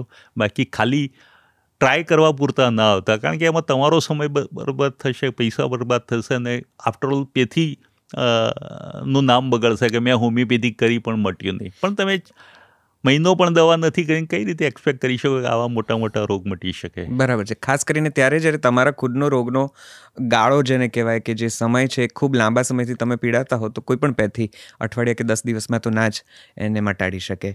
મેં ઘણા હોમિયોપેથ ડૉક્ટર્સ સાથે જ્યારે ક્યારેક મુલાકાત થઈ છે ત્યારે એમને એવું કહેતા સાંભળ્યા છે કે ઓસ્ટિયો આર્થરાઇટિસ, જે પગના ઘસારા છે, એને પણ એ લોકો મટાડી શકે છે. કેટલા એવા પેશન્ટ્સ છે કે જેમને ડૉક્ટરે સર્જરી કે ની રિપ્લેસમેન્ટની વાત કરી હોય પણ હોમિયોપેથીની દવાથી ડૉક્ટરનો પણ દાવો હોય છે, હોમિયોપેથી ડૉક્ટરનો, કે મટી જ જશે અને પેશન્ટ્સને પણ, કારણ કે ઓપરેશન કરાવવું એ એમને કદાચ ઇચ્છનીય ન હોય તો એ લોકો પણ એ લેતા હોય છે. હાડકાના ઘસારામાં કે કે એવા પ્રકારના ડિસીઝીસમાં હોમિયોપેથનું રોલ કેટલો? હાડકાના ઘસારા એ તમારી એજિંગ પ્રોસેસ સાથે છે. તમારી વિટામિન ડી ને એના જે અત્યારે ઉણપ રહેતી હોય છે, તમારી લાઈફસ્ટાઈલ નીચે બેસવાની ટેવ ને એના લીધે હોય છે. તો એક હદ સુધી જો એ ડિઝીઝ પહોંચી ગયો હોય તો હોમિયોપેથિક દવાનો કોઈ રોલ નથી. નો ડાઉટ તમને કદાચ થોડો ટાઈમ માટે પેઇન રિલીફ કરવામાં કે તમને હેલ્પ કરે, પણ જ્યારે આપણે કહીએ કે બે હાડકાં એકદમ નજીક આવી ગયા છે, એક્સરેમાં તમને ક્લિયર દેખાય છે કે હવે જગ્યા રહી નથી, ઇવન વચ્ચેનું કાર્ટિલેજ પણ ઘસાઈ ગયું છે, ત્યારે એ હોમિયોપેથિકની લિમિટેશન છે. દાવો કરવા માટે તો હું કોઈ પણ દાવો કરી શકું, પણ હું આ તમારા મંચ ઉપરથી એક ઓનેસ્ટલી જે વાત થતી છે, કદાચ મારા સાયન્સ માટે મારા અનુભવ પ્રમાણે જે સાચું કહેવું પડતું છે હું કહીશ, ભલે એ સાયન્સનું ખોટું દેખાતું હોય. પણ એવા ટાઈમે હોમિયોપેથિકનો કોઈ રોલ નથી. તમારે જોઈન્ટ બદલવું જ પડે. નો ડાઉટ એના શરૂઆતના સ્ટેજમાં તમે આવો તો હોમિયોપેથિક દવા અને ફિઝિયોથેરાપી સાથે કરીને, એક્સરસાઇઝ કરીને તમારા જોઈન્ટને લાંબી જિંદગી આપી શકો છો. રૂમેટિઝમની વાત થઈ, જે ઓસ્ટિયોઆર્થરાઇટિસ એટલે રૂમેટિઝમ છે, આરે, એમાં ચોક્કસ સારા પરિણામો છે. આ સોરિયાસિસ, રૂમેટોઇડ આર્થરાઇટિસ, આરે, એ બધા ઓટોઇમ્યુન ડિઝીઝ છે. અને જેટલા પણ ઓટોઇમ્યુન ડિઝીઝ છે એમાં આપ પણ આયુર્વેદિકના ડૉક્ટર છો, મને ખબર છે, તો આપ પણ જાણતા જ હશો કે ઓટોઇમ્યુનમાં તમારી જ રોગ પ્રતિકારક શક્તિ તમારી બોડી ઉપર એટેક કરતી હોય છે. તો આ બધા ઓટોઇમ્યુનનો જ્યારે બીજી સિસ્ટમમાં બહુ કહી શકાય કે રોલ ઓછો છે, એવા ટાઈમે ચોક્કસ હોમિયોપેથિકનો રોલ ઘણો બધો છે. એટલે જે કહીએ છીએ, મારી પાસે ઘણા બધા પેશન્ટ ચિકનગુનિયા પછી સાંધાના દુખાવા સાથે આવતા હોય છે અને એ બધામાં પણ બહુ જ સરસ એમાં રિઝલ્ટ મળતું હોય છે. પરેજી પાળવી પડે હોમિયોપેથી મેડિસિન્સ ખાતા કેટલી પાળવી પડે? જેમ કે આયુર્વેદના ડૉક્ટર્સની દવા લો તમે તો તમારે ઘણું બધું કદાચ આહાર વિહારના નિયમો સાચવવા પડે.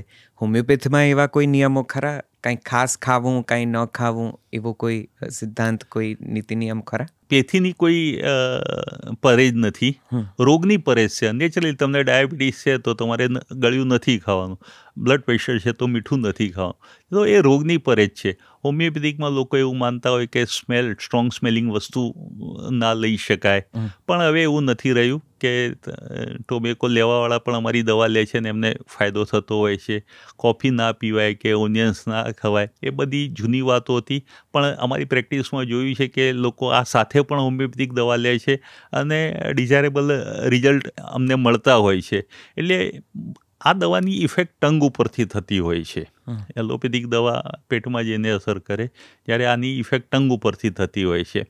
તો જ્યારે પણ તમે દવા લો તો તમારું મોં ચોખ્ખું હોય ત્યારે લઈ શકાય. લોકો એવું માનતા હોય છે કે બીજી દવાઓની સાથે હોમિયોપેથિક ના લેવાય, એવું પણ નથી. સપોઝ તમને ડાયાબિટીસ કે બ્લડ પ્રેશર છે તો તમારી એલોપેથિક દવાઓ કે જે દવાઓ ચાલતી હોય ચાલી રાખી શકો, અને તમને સપોઝ માઇગ્રેનનો પ્રોબ્લેમ થયો તો માઇગ્રેન માટે હોમિયોપેથિક એટલે એલોપેથિક કે આયુર્વેદિક કે એની સાથે પણ હોમિયોપેથિક લઈ શકાય. એમાં કારણ કે બંનેની જે વે ઓફ એક્શન છે આખી અલગ છે, તો તમે લઈ શકો છો. એ ખાસ કરીને ઘણા બધા હોમિયોપેથ્સ, ભલે તમે કહો કે કદાચ હવે જૂનો નિયમ છે કે હવે કદાચ એમાં પણ નવું આવી ગયું હશે, કંઈક રિસર્ચ થયું હશે, પણ આજે પણ ઘણા બધા હોમિયોપેથ્સ એમની મેડિસિન આપીને સાથે સાથે કોફી પીવાની મના કરતા હોય છે, ડુંગળી ખાવાની મનાઈ કરતા હોય છે. એનું શું કારણ?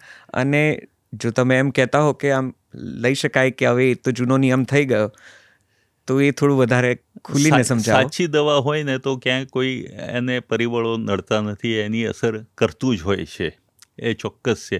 અને ખાલી આ મારો નિયમ નથી, એ પ્રેક્ટિસમાં મેં જોયું. આજે 35 યર્સથી હું પ્રેક્ટિસ કરું છું, તો ઘણા લોકો જે ટોબેકો લેતા હોય છે એમના મોઢામાં તો કાયમ સ્મેલ રહેવાની જ છે, તો એ લોકોને ક્યારેય હોમિયોપેથિક અસર ના કરે એવું બન્યું જ નથી. એ લોકો હોમિયોપેથિક લે છે ને એમને મટે છે.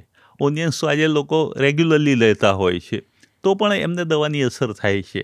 ઇવન એક અમારી બુક છે ફાટક મટરિયા મેડિકા, એના કોફિયા નામની, જે કોફીમાંથી જ બને છે, એ દવામાં ક્લિયરલી લખ્યું છે કે દવા તમે કોફીમાં પણ આપી શકો છો. એટલે સાચી દવા હોય, તમારું મેઇન આમાં એ જ છે કે સિલેક્શન સાચું હોવું જોઈએ, દવા સાચી સિલેક્ટ થવી જોઈએ, પેશન્ટને બરાબર સમજીને દવા એને મેચ કરીને યોગ્ય પોટેન્સીમાં, યોગ્ય રિપીટેશનમાં આપવામાં આવે તો ક્યોર 100% છે, એમાં કોઈ સવાલ નથી. એટલે કોફી ના જ પીવાય એવું નથી? આરામથી પીવાય. કારણ કે મેં તો ઘણા એવા જોયા છે કે હોમિયોપેથી મેડિસિન લેતા હોય એટલે બિલકુલ એક કોફીનો સિપ પણ ન લે ને. હવે એમને કહેજો કે થોડો જુદો ટ્રાય કરીને જોવે કે કોફી પીને હોમિયોપેથિક લે અને અસર થાય છે કે નહીં, એ પણ જોઈ લે. ચોક્કસથી. એ 2-4 તમારી મેડિસિન્સ છે જે બહુ પોપ્યુલર છે, એના વિશે મને ખાલી થોડુંક યુઝર તરીકે પણ જાણવામાં રસ છે. એક છે કદાચ ખૂબ, જે હું 2-4 જાણું છું એમાં જ, એક કેલેન્ડ્યુલા કરીને ઓઇન્ટમેન્ટ આવે છે જે ખૂબ પોપ્યુલર છે. એવું બીજું થુજા, એ પણ એટલી જાણીતી હોમિયોપેથીની એ ઓઇન્ટમેન્ટ છે કે કંઈ પણ સ્કિન ડિસીઝ થયું હોય તો કે થુજા લગાવી દે, અથવા તો કેલેન્ડ્યુલા તો પેલું આમ ખૂબ વપરાતી હોય છે, વપરાતી દવા છે. થુજા જે તમે કીધું ને, એ વોટ્સની દવા છે, જે સ્કિન ઉપર થતા હોય છે એના માટે. અને સ્કિન સ્પેશિયાલિસ્ટ પણ જ્યારે એમની પાસે વોટ્સનું પેશન્ટ જાય તો એને થુજા લખી આપે છે લોકલી અને ઓરલી લેવા માટે, અને લોકો લેતા હોય. એટલે થુજા બહુ જ જાણીતું નામ છે. બીજું આ કેલેન્ડ્યુલા તમે કીધું કે લોકો સોફ્રામાઇસિનની જગ્યાએ કેલેન્ડ્યુલા ઓઇન્ટમેન્ટ યુઝ કરતા હોય છે અને એમનું હિલિંગ ફાસ્ટ થતું હોય છે. એક આર્નિકા નામની દવા છે કે જે ઇન્જરી થાય, બાળક નાનું હોય એને પડી જાય અને માથામાં વાગે, જે બ્લન્ટ ઇન્જરી હોય, જ્યાં લોહી નથી નીકળ્યું પણ ડીમચું થઈ ગયું હોય, ત્યાં લોકો આર્નિકા આપતા હોય છે. એમ બીજી ઘણી બધી દવાઓ છે કે બેલાડોના, કે તમને થ્રોટ પેઇન થતો હોય કે ફીવર આવતો હોય તો તમે લઈ શકો. એવી ઘણી બધી દવાઓ છે. રસ્ટોક્સ નામની દવા, દાખલા તમે ડોલ ઉપાડવા ગયા અને તમને કમરમાં કસક ભરાઈ ગઈ, તમે રસ્ટોક્સ લો તો ઇમિડિયેટલી તમને એમાં મદદ થશે. કેલ્કેરિયા ફોસ નામની જે દવા છે, બાળકને દાંત આવવામાં કામ કરતી હોય છે. એના લીધે જે ડાયરિયા થતા હોય છે એમાં કેમોમિલા, અને બાળક જ્યારે ચીડિયું થઈ જાય ત્યારે કેમોમિલા નામની દવા અસર કરતી હોય છે. એટલે ઘણી બધી દવાઓ છે કે લોકો આજે પણ ડૉક્ટરની જેમ એ દવાઓ એમની ઘરે રાખતા હોય છે ને વાપરતા હોય છે. એટલે આ બધી દવાઓ પ્રિસ્ક્રિપ્શન વગર પણ ધારો કે લેવાય તો કાંઈ વાંધો નથી. આપણા દેશમાં બધું પ્રિસ્ક્રિપ્શન વગર મળે જ છે ને. ઊંઘની દવાઓ પણ મળે છે, ડિપ્રેશનની પણ દવાઓ મળે છે. વચ્ચે તમે એક સરસ વાત કરી કે સ્વભાવ પરિવર્તન પણ હોમિયોપેથી મેડિસિન દ્વારા થતું હોય છે. કેવા કેવા લોકોએ કે પોતાની વ્યક્તિગત લાક્ષણિકતાઓ જાણીને કોણે હોમિયોપેથીની સલાહ સૂચન કે ટ્રીટમેન્ટ લેવી જોઈએ કે મદદ લેવી જોઈએ, ખાસ કરીને પોતાના સ્વભાવગત લક્ષણોને જાણીને?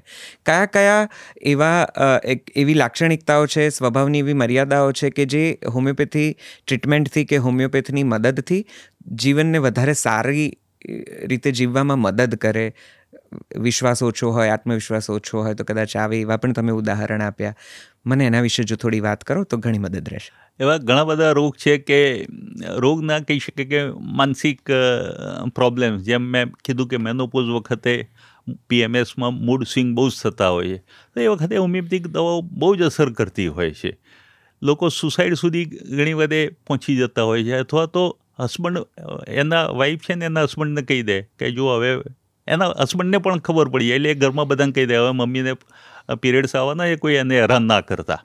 તો આ ટાઈપમાં જે પ્રોબ્લેમ્સ થતા હોય છે એમાં હોમિયોપેથિકની લેકેસિસ નામની કે નેટ્રમૂર કે સેપિયા નામની જે દવાઓ છે બહુ જ સરસ રિઝલ્ટ આપતું હોય છે.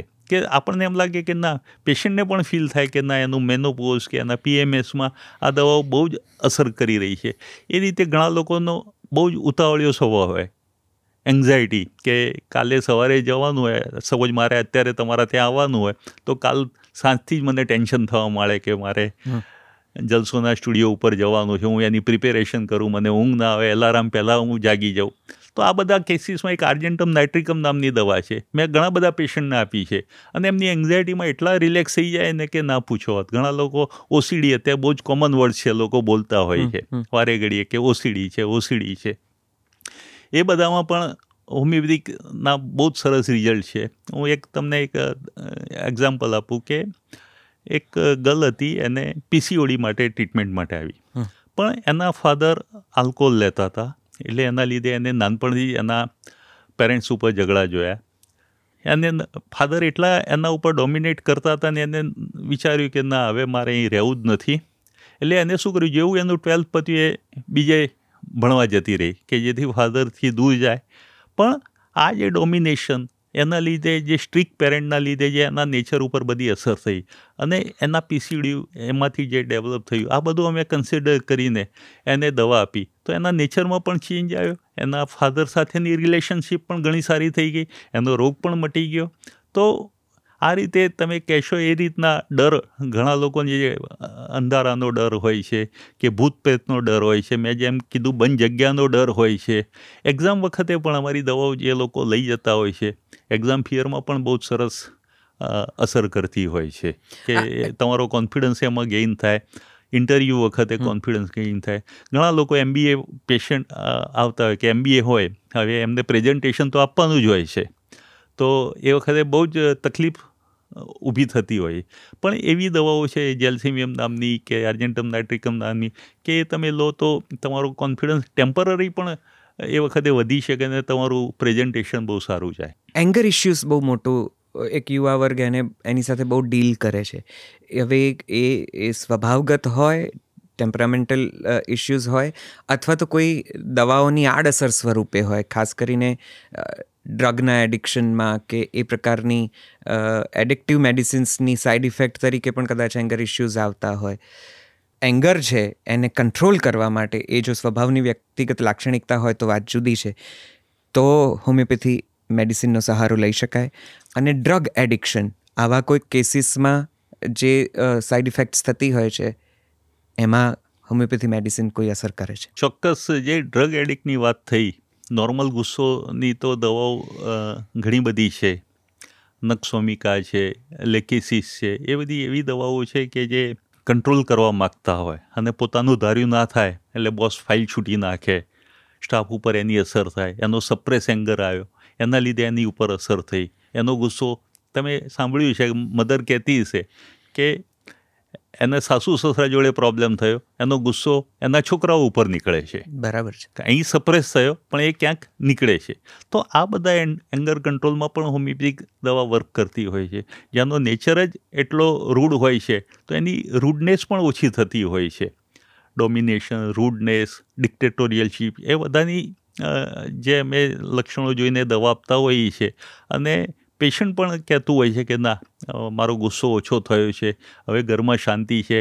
એમના ફેમિલી મેમ્બર પણ કહેતા હોય કે હવે પહેલાં જેટલા બૂમ બરાડા નથી પાડતા, હવે શાંતિથી વાત કરે. પહેલાં તો જો ગરમ રોટલી ના આવે ને તો થાળી ફેંકતા હતા, હવે થોડો ગુસ્સો કરે પણ હવે થાળી નથી ફેંકતા. તો આ રીતના ચેન્જીસ ખાસ કરીને એંગરના કેસમાં જોવા મળે.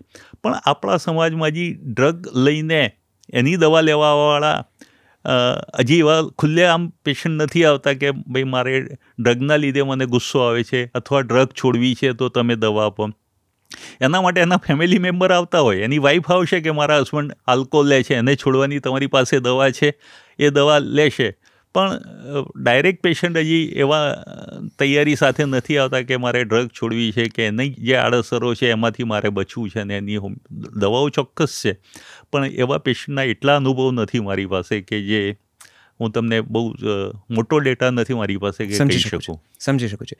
જાતીય જીવનનું બહુ મોટું માર્કેટ છે જેમાં દરેકને પોતાના ઘરમાં કે પોતાનામાં કંઈક ખામી લાગે છે, પરફોર્મન્સ ઇશ્યુઝ લાગે છે, સેક્સ્યુઅલ ડિસઓર્ડર્સમાં એમને કંઈક ને કંઈક તકલીફો ઊભી થતી હોય એવું લાગતું હોય છે.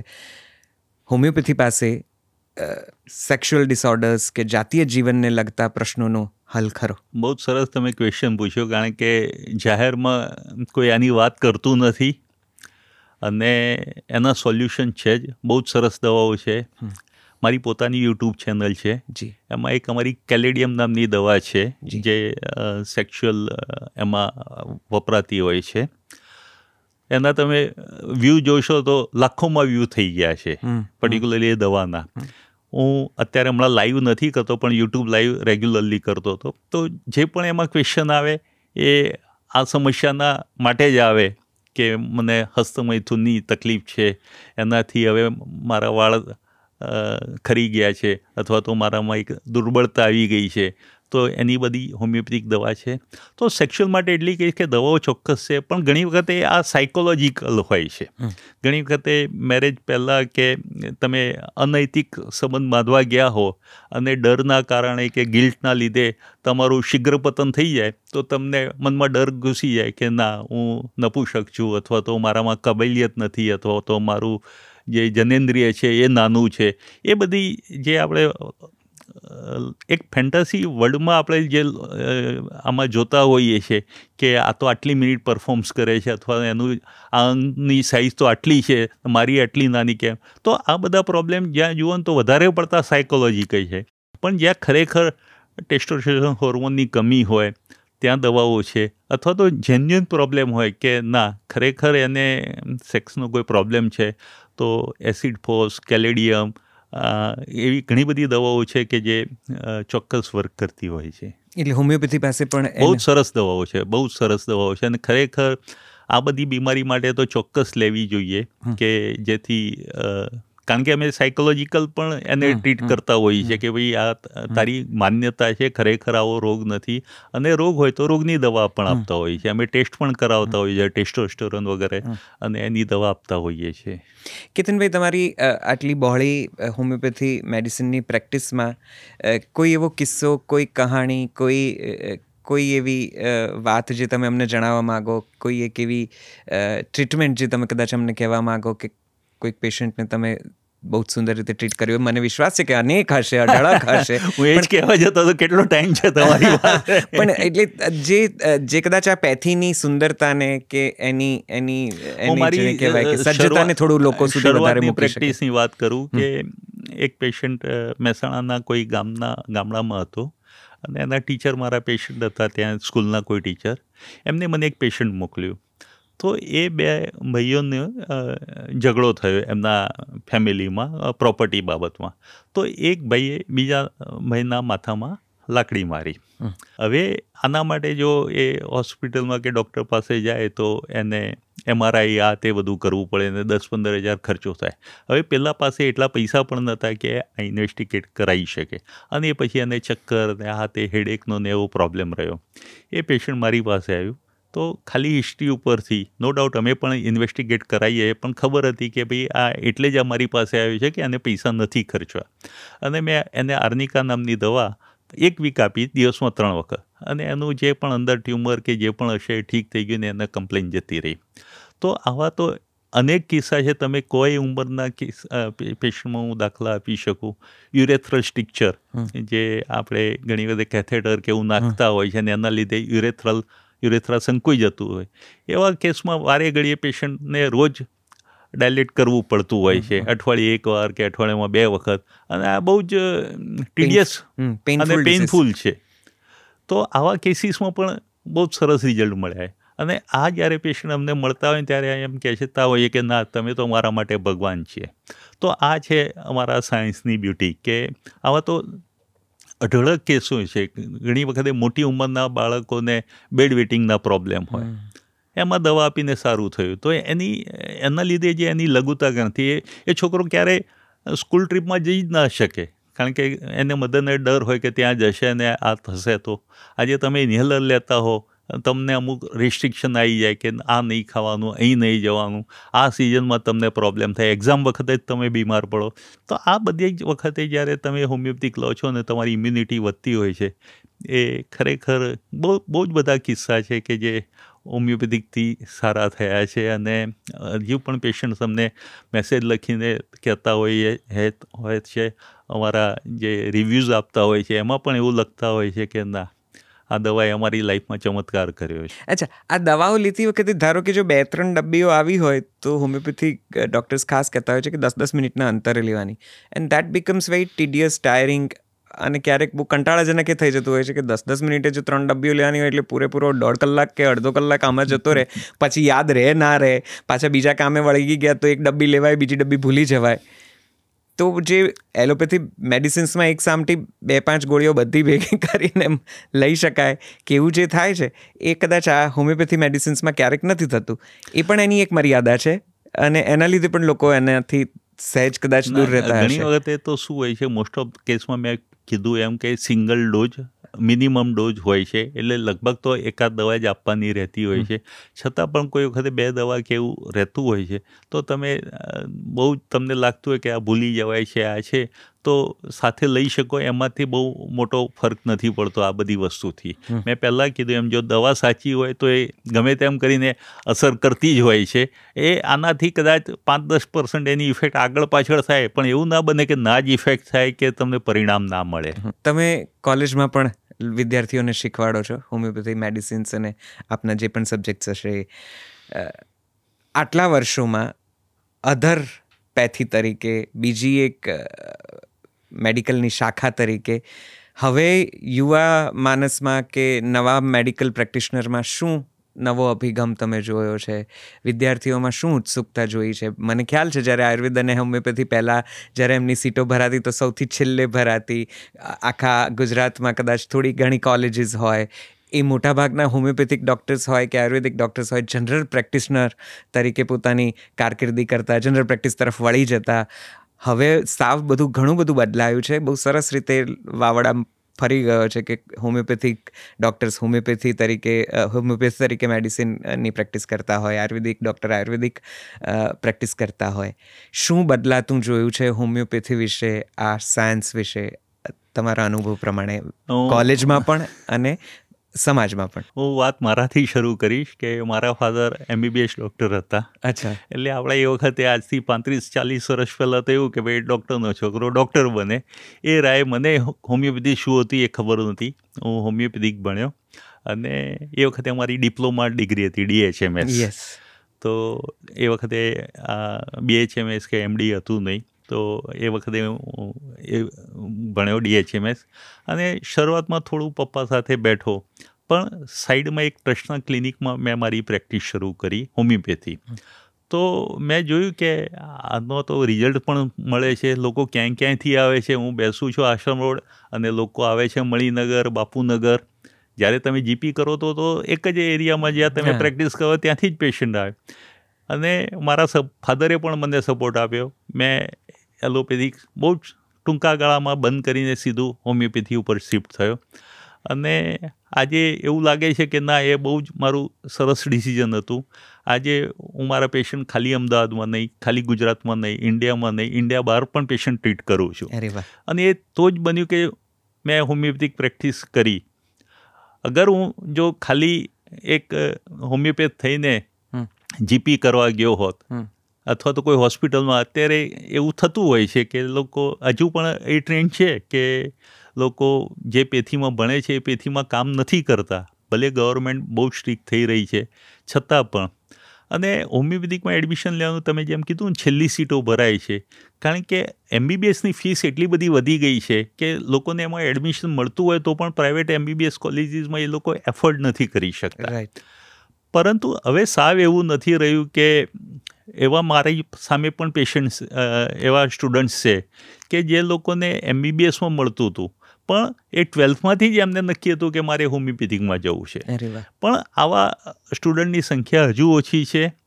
એક ડૉક્ટરની ડિગ્રી માટે પણ લોકો એડમિશન લેતા હોય છે કે ચલો બીજું કંઈ નહીં તો એક ડૉક્ટર બનીશું. ઘણા પેરેન્ટ્સની મહત્વાકાંક્ષા હોય છે કે મારો દીકરો કે ઘરમાં કોઈ ડૉક્ટર નથી તો ડૉક્ટર બને.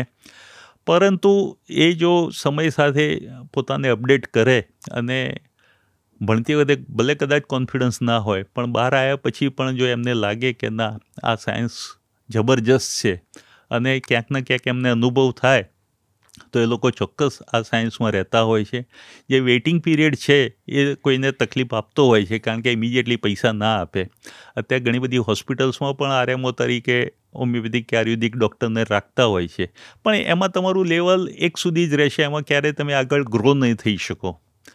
પણ જો તમે એઝ એ હોમિયોપેથ પ્રેક્ટિસ કરશો તો પોતાની સિસ્ટમમાં જે પ્રેક્ટિસ કરવાની જે મજા છે, અને જ્યારે આટલી સારી પ્રેક્ટિસ છે કે તમે તમારા હાથમાં હીરો છે એને ફેંકીને પથ્થર પકડવા જશો, તો એ તમારી મૂર્ખામી જ છે. શા માટે મારે મારા કોઈ પણ રોગ સાથે હોમિયોપેથી મેડિસિન્સને લેવી જોઈએ? મારે શા માટે હોમિયોપેથને કન્સલ્ટ કરવા જોઈએ? આજના સમયની એ માંગ છે, તકાજો છે, શું છે આ પેથીમાં કે જે મારે એને તાત્કાલિક અપનાવી લેવી જોઈએ? તમે શું ઈચ્છો છો? તમારો રોગ તમને પરમનન્ટ મટાડવા માગો છો કે ફરી થશે તો ચાલશે, ટેમ્પરરી મટશે અને ફરી થશે એ ચાલશે, એવું ઈચ્છો છો?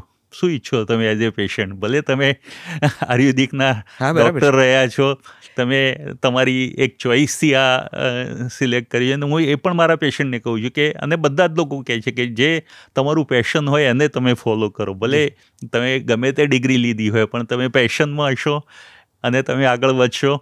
અને તમારામાં શું પોટેન્શિયલ છે, સપોઝ તમે કદાચ જોયું છે કે તમારો અવાજ આટલો સારો છે, એ પોટેન્શિયલને તમે આ લીધું હોય, તમને સાહિત્યનો રસ હોય એટલે કદાચ આ ફિલ્ડ લીધું હોય, તો તમે તમારા પેશનને ફોલો કરો, અથવા તો તમારામાં જે પોટેન્શિયલ છે એને તમે કઈ રીતે યુઝ કરી શકો છો એ કરો તો ચોક્કસ એ થાય.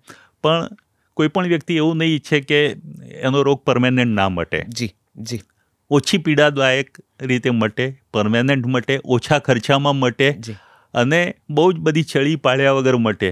તો આ બધું તમારે જોઈતું હોય તો આ બધાનું એક જ સોલ્યુશન છે, હોમિયોપેથી. એટલે લેવું પડે હોમિયોપેથી. વાહ. આઈ થિંક તમે બહુ સરસ રીતે અમને ગળે વાત ઉતારી દીધી, એકદમ પેલા શુગર બોલ્સની જેમ, કે આ પેથી એટલા માટે લેવી જોઈએ કારણ કે વધુ ફાયદાકારક છે અને જડમૂળથી મટાડે છે, આડઅસર નથી, ખર્ચાળ નથી. Thank you so much. મને લાગે છે આપણે ઘણી વાતો કરી હોમિયોપેથી વિશે. કોઈ એક રોગ સાથે આપણે નવા પોડકાસ્ટમાં ફરી મળીશું, જ્યાં કદાચ કોઈ એક રોગ વિશેષની આપણે વાતો કરીએ અને હોમિયોપેથીમાં તેના રોલની કે તેની ટ્રીટમેન્ટ વિશે વાતો કરીએ. એવો એક પોડકાસ્ટ મને વિશ્વાસ છે કે લોકો માગશે જ, અને આપણે કરવો પડશે. આપણે એ આયોજન પણ કરીશું. આપ અમારી સાથે જોડાયા ડૉક્ટર કેતનભાઈ, આપનો ખૂબ ખૂબ ખૂબ આભાર માનું છું, ધન્યવાદ કહું છું. Thank you very much for joining us. Thank you. મને તમારો અવાજ બહુ જ ગમતો હતો પહેલેથી, અને આજે તમને રૂબરૂ મળીને તમારી સાથે વાત કરવામાં, અને આ જલસો પ્લેટફોર્મ હોમિયોપેથિક માટે જે અવેરનેસ લાવશે અને તમે ખરેખર બહુ જ સરસ સવાલો પૂછ્યા થેન્ક યુ. કે જે લોકોના FAQ છે જી. લોકોના મનમાં, એને તમે બહુ જ સરસ રીતે વણી લીધા વાતોમાં, અને ક્યાં સમય પસાર થઈ ગયો મને પણ ના ખબર પડી. Thank you very much. ખૂબ ખૂબ આભાર. Thank you very much. ખૂબ શુભેચ્છાઓ આપને. તો જલસો પોડકાસ્ટના આજના એપિસોડમાં આટલું જ. 2-3 વાતો ખાસ કરવી છે. અહીંયાથી કોઈ પણ મેડિસિન્સના જે નામ લેવામાં આવ્યા છે કે જે સજેસ્ટ કરવામાં આવી છે એ માત્ર તમારી જાણ માટે, તમારી માહિતી માટે છે. સાંભળીને એટલો ટુકડો કાપીને લોકો સુધી પહોંચાડવો નહીં. એ સાંભળીને દુકાને દોડી જવું નહીં ને એ દવાઓ માંગી લેવી નહીં, અને એમ ન સમજવું કે આ એપિસોડમાં કંઈ પણ કહેવામાં આવ્યું છે એ વ્યક્તિગત રીતે તમે અનુસરશો તો તમે તમારા રોગમાંથી મુક્ત થઈ શકશો. એવું ન રાખશો. હોમિયોપેથી મેડિસિનમાં રસ પડ્યો હોય, આ વાતોમાં રસ પડ્યો હોય, અને તમને તમારા રોગ વિશે જો કોઈ પૃચ્છા હોય કે કોઈ સારવાર લેવાની ઈચ્છા હોય, તો હું બહુ સ્ટ્રોંગલી રેકમેન્ડ કરીશ કે હોમિયોપેથીના કોઈ પણ ડૉક્ટર, એ પેથીની પ્રેક્ટિસ કરનાર કોઈ નિષ્ણાતને આપ મળશો તો વધુ યોગ્ય રહેશે. કેતનભાઈને મળી જ શકાય છે. એ સિવાય પણ આપના નજીકના કોઈ હોમિયોપેથી ડૉક્ટરને આપ કન્સલ્ટ કરીને તેમની સલાહ સૂચન મુજબ સારવાર લેશો તો જરા જલ્દીથી સાજા થશો. તો ડિસ્ક્લેમર એટલું જ છે કે અહીંયા આપવામાં આવેલી બધી જ માહિતી એ માત્ર જ્ઞાન માટે છે, તમારા મનની ગેરમાન્યતાઓ દૂર કરવા માટે છે, અમલ કરવા માટે નથી. ઠીક છે? હોમિયોપેથી મેડિસિન હોય કે આયુર્વેદિક મેડિસિન, ધીરજ તો ધરવી જ પડશે. એલોપેથી મેડિસિનની પણ પોતાની એક પદ્ધતિ છે અને ફાયદાઓ છે. આ બધી પેથી પણ પોતાની રીતે અસરકારક જ છે. તમારે કોઈ નિષ્ણાતની, કોઈ યોગ્ય વ્યક્તિની સારવાર સાથે, સજેશન સાથે, સલાહ સૂચન સાથે જ તેમાં આગળ વધવું જોઈએ. એવી મારી બહુ વ્યક્તિગત સલાહ છે. ચાલો, જલસો પોડકાસ્ટના આજના એપિસોડમાં અત્યારે આટલું જ. કોઈક નવા વ્યક્તિત્વ સાથે ફરીથી મળશું. ત્યાં સુધી આ ચેનલને શેર કરો, સબસ્ક્રાઈબ કરો અને નોટિફિકેશનના બેલને દબાઈ રાખશો કે જેથી અમારી માહિતી તમારા સુધી પહોંચતી રહે. આવું બધું કરશો જ. સાથે સાથે અમારો મુખ્ય ઉપક્રમ જલસો ગુજરાતી મ્યુઝિક અને podcast app play store, app store પરથી ડાઉનલોડ કરશો, તમને વધુ આનંદ થશે. એ એપમાં અનેક વાર્તાઓ, કવિતાઓ, ગુજરાતી સંગીત, સાહિત્ય ખૂબ બધું સમાવેલું છે. અમે ખૂબ તસ્તી લઈને એ બધું ગોઠવ્યું છે. એક વખત મુલાકાત ચોક્કસથી લેજો. આપણે નવી મુલાકાતમાં જલ્દી મળીએ છીએ. ત્યાં સુધી મને રજા આપો. નમસ્તે. આવજો.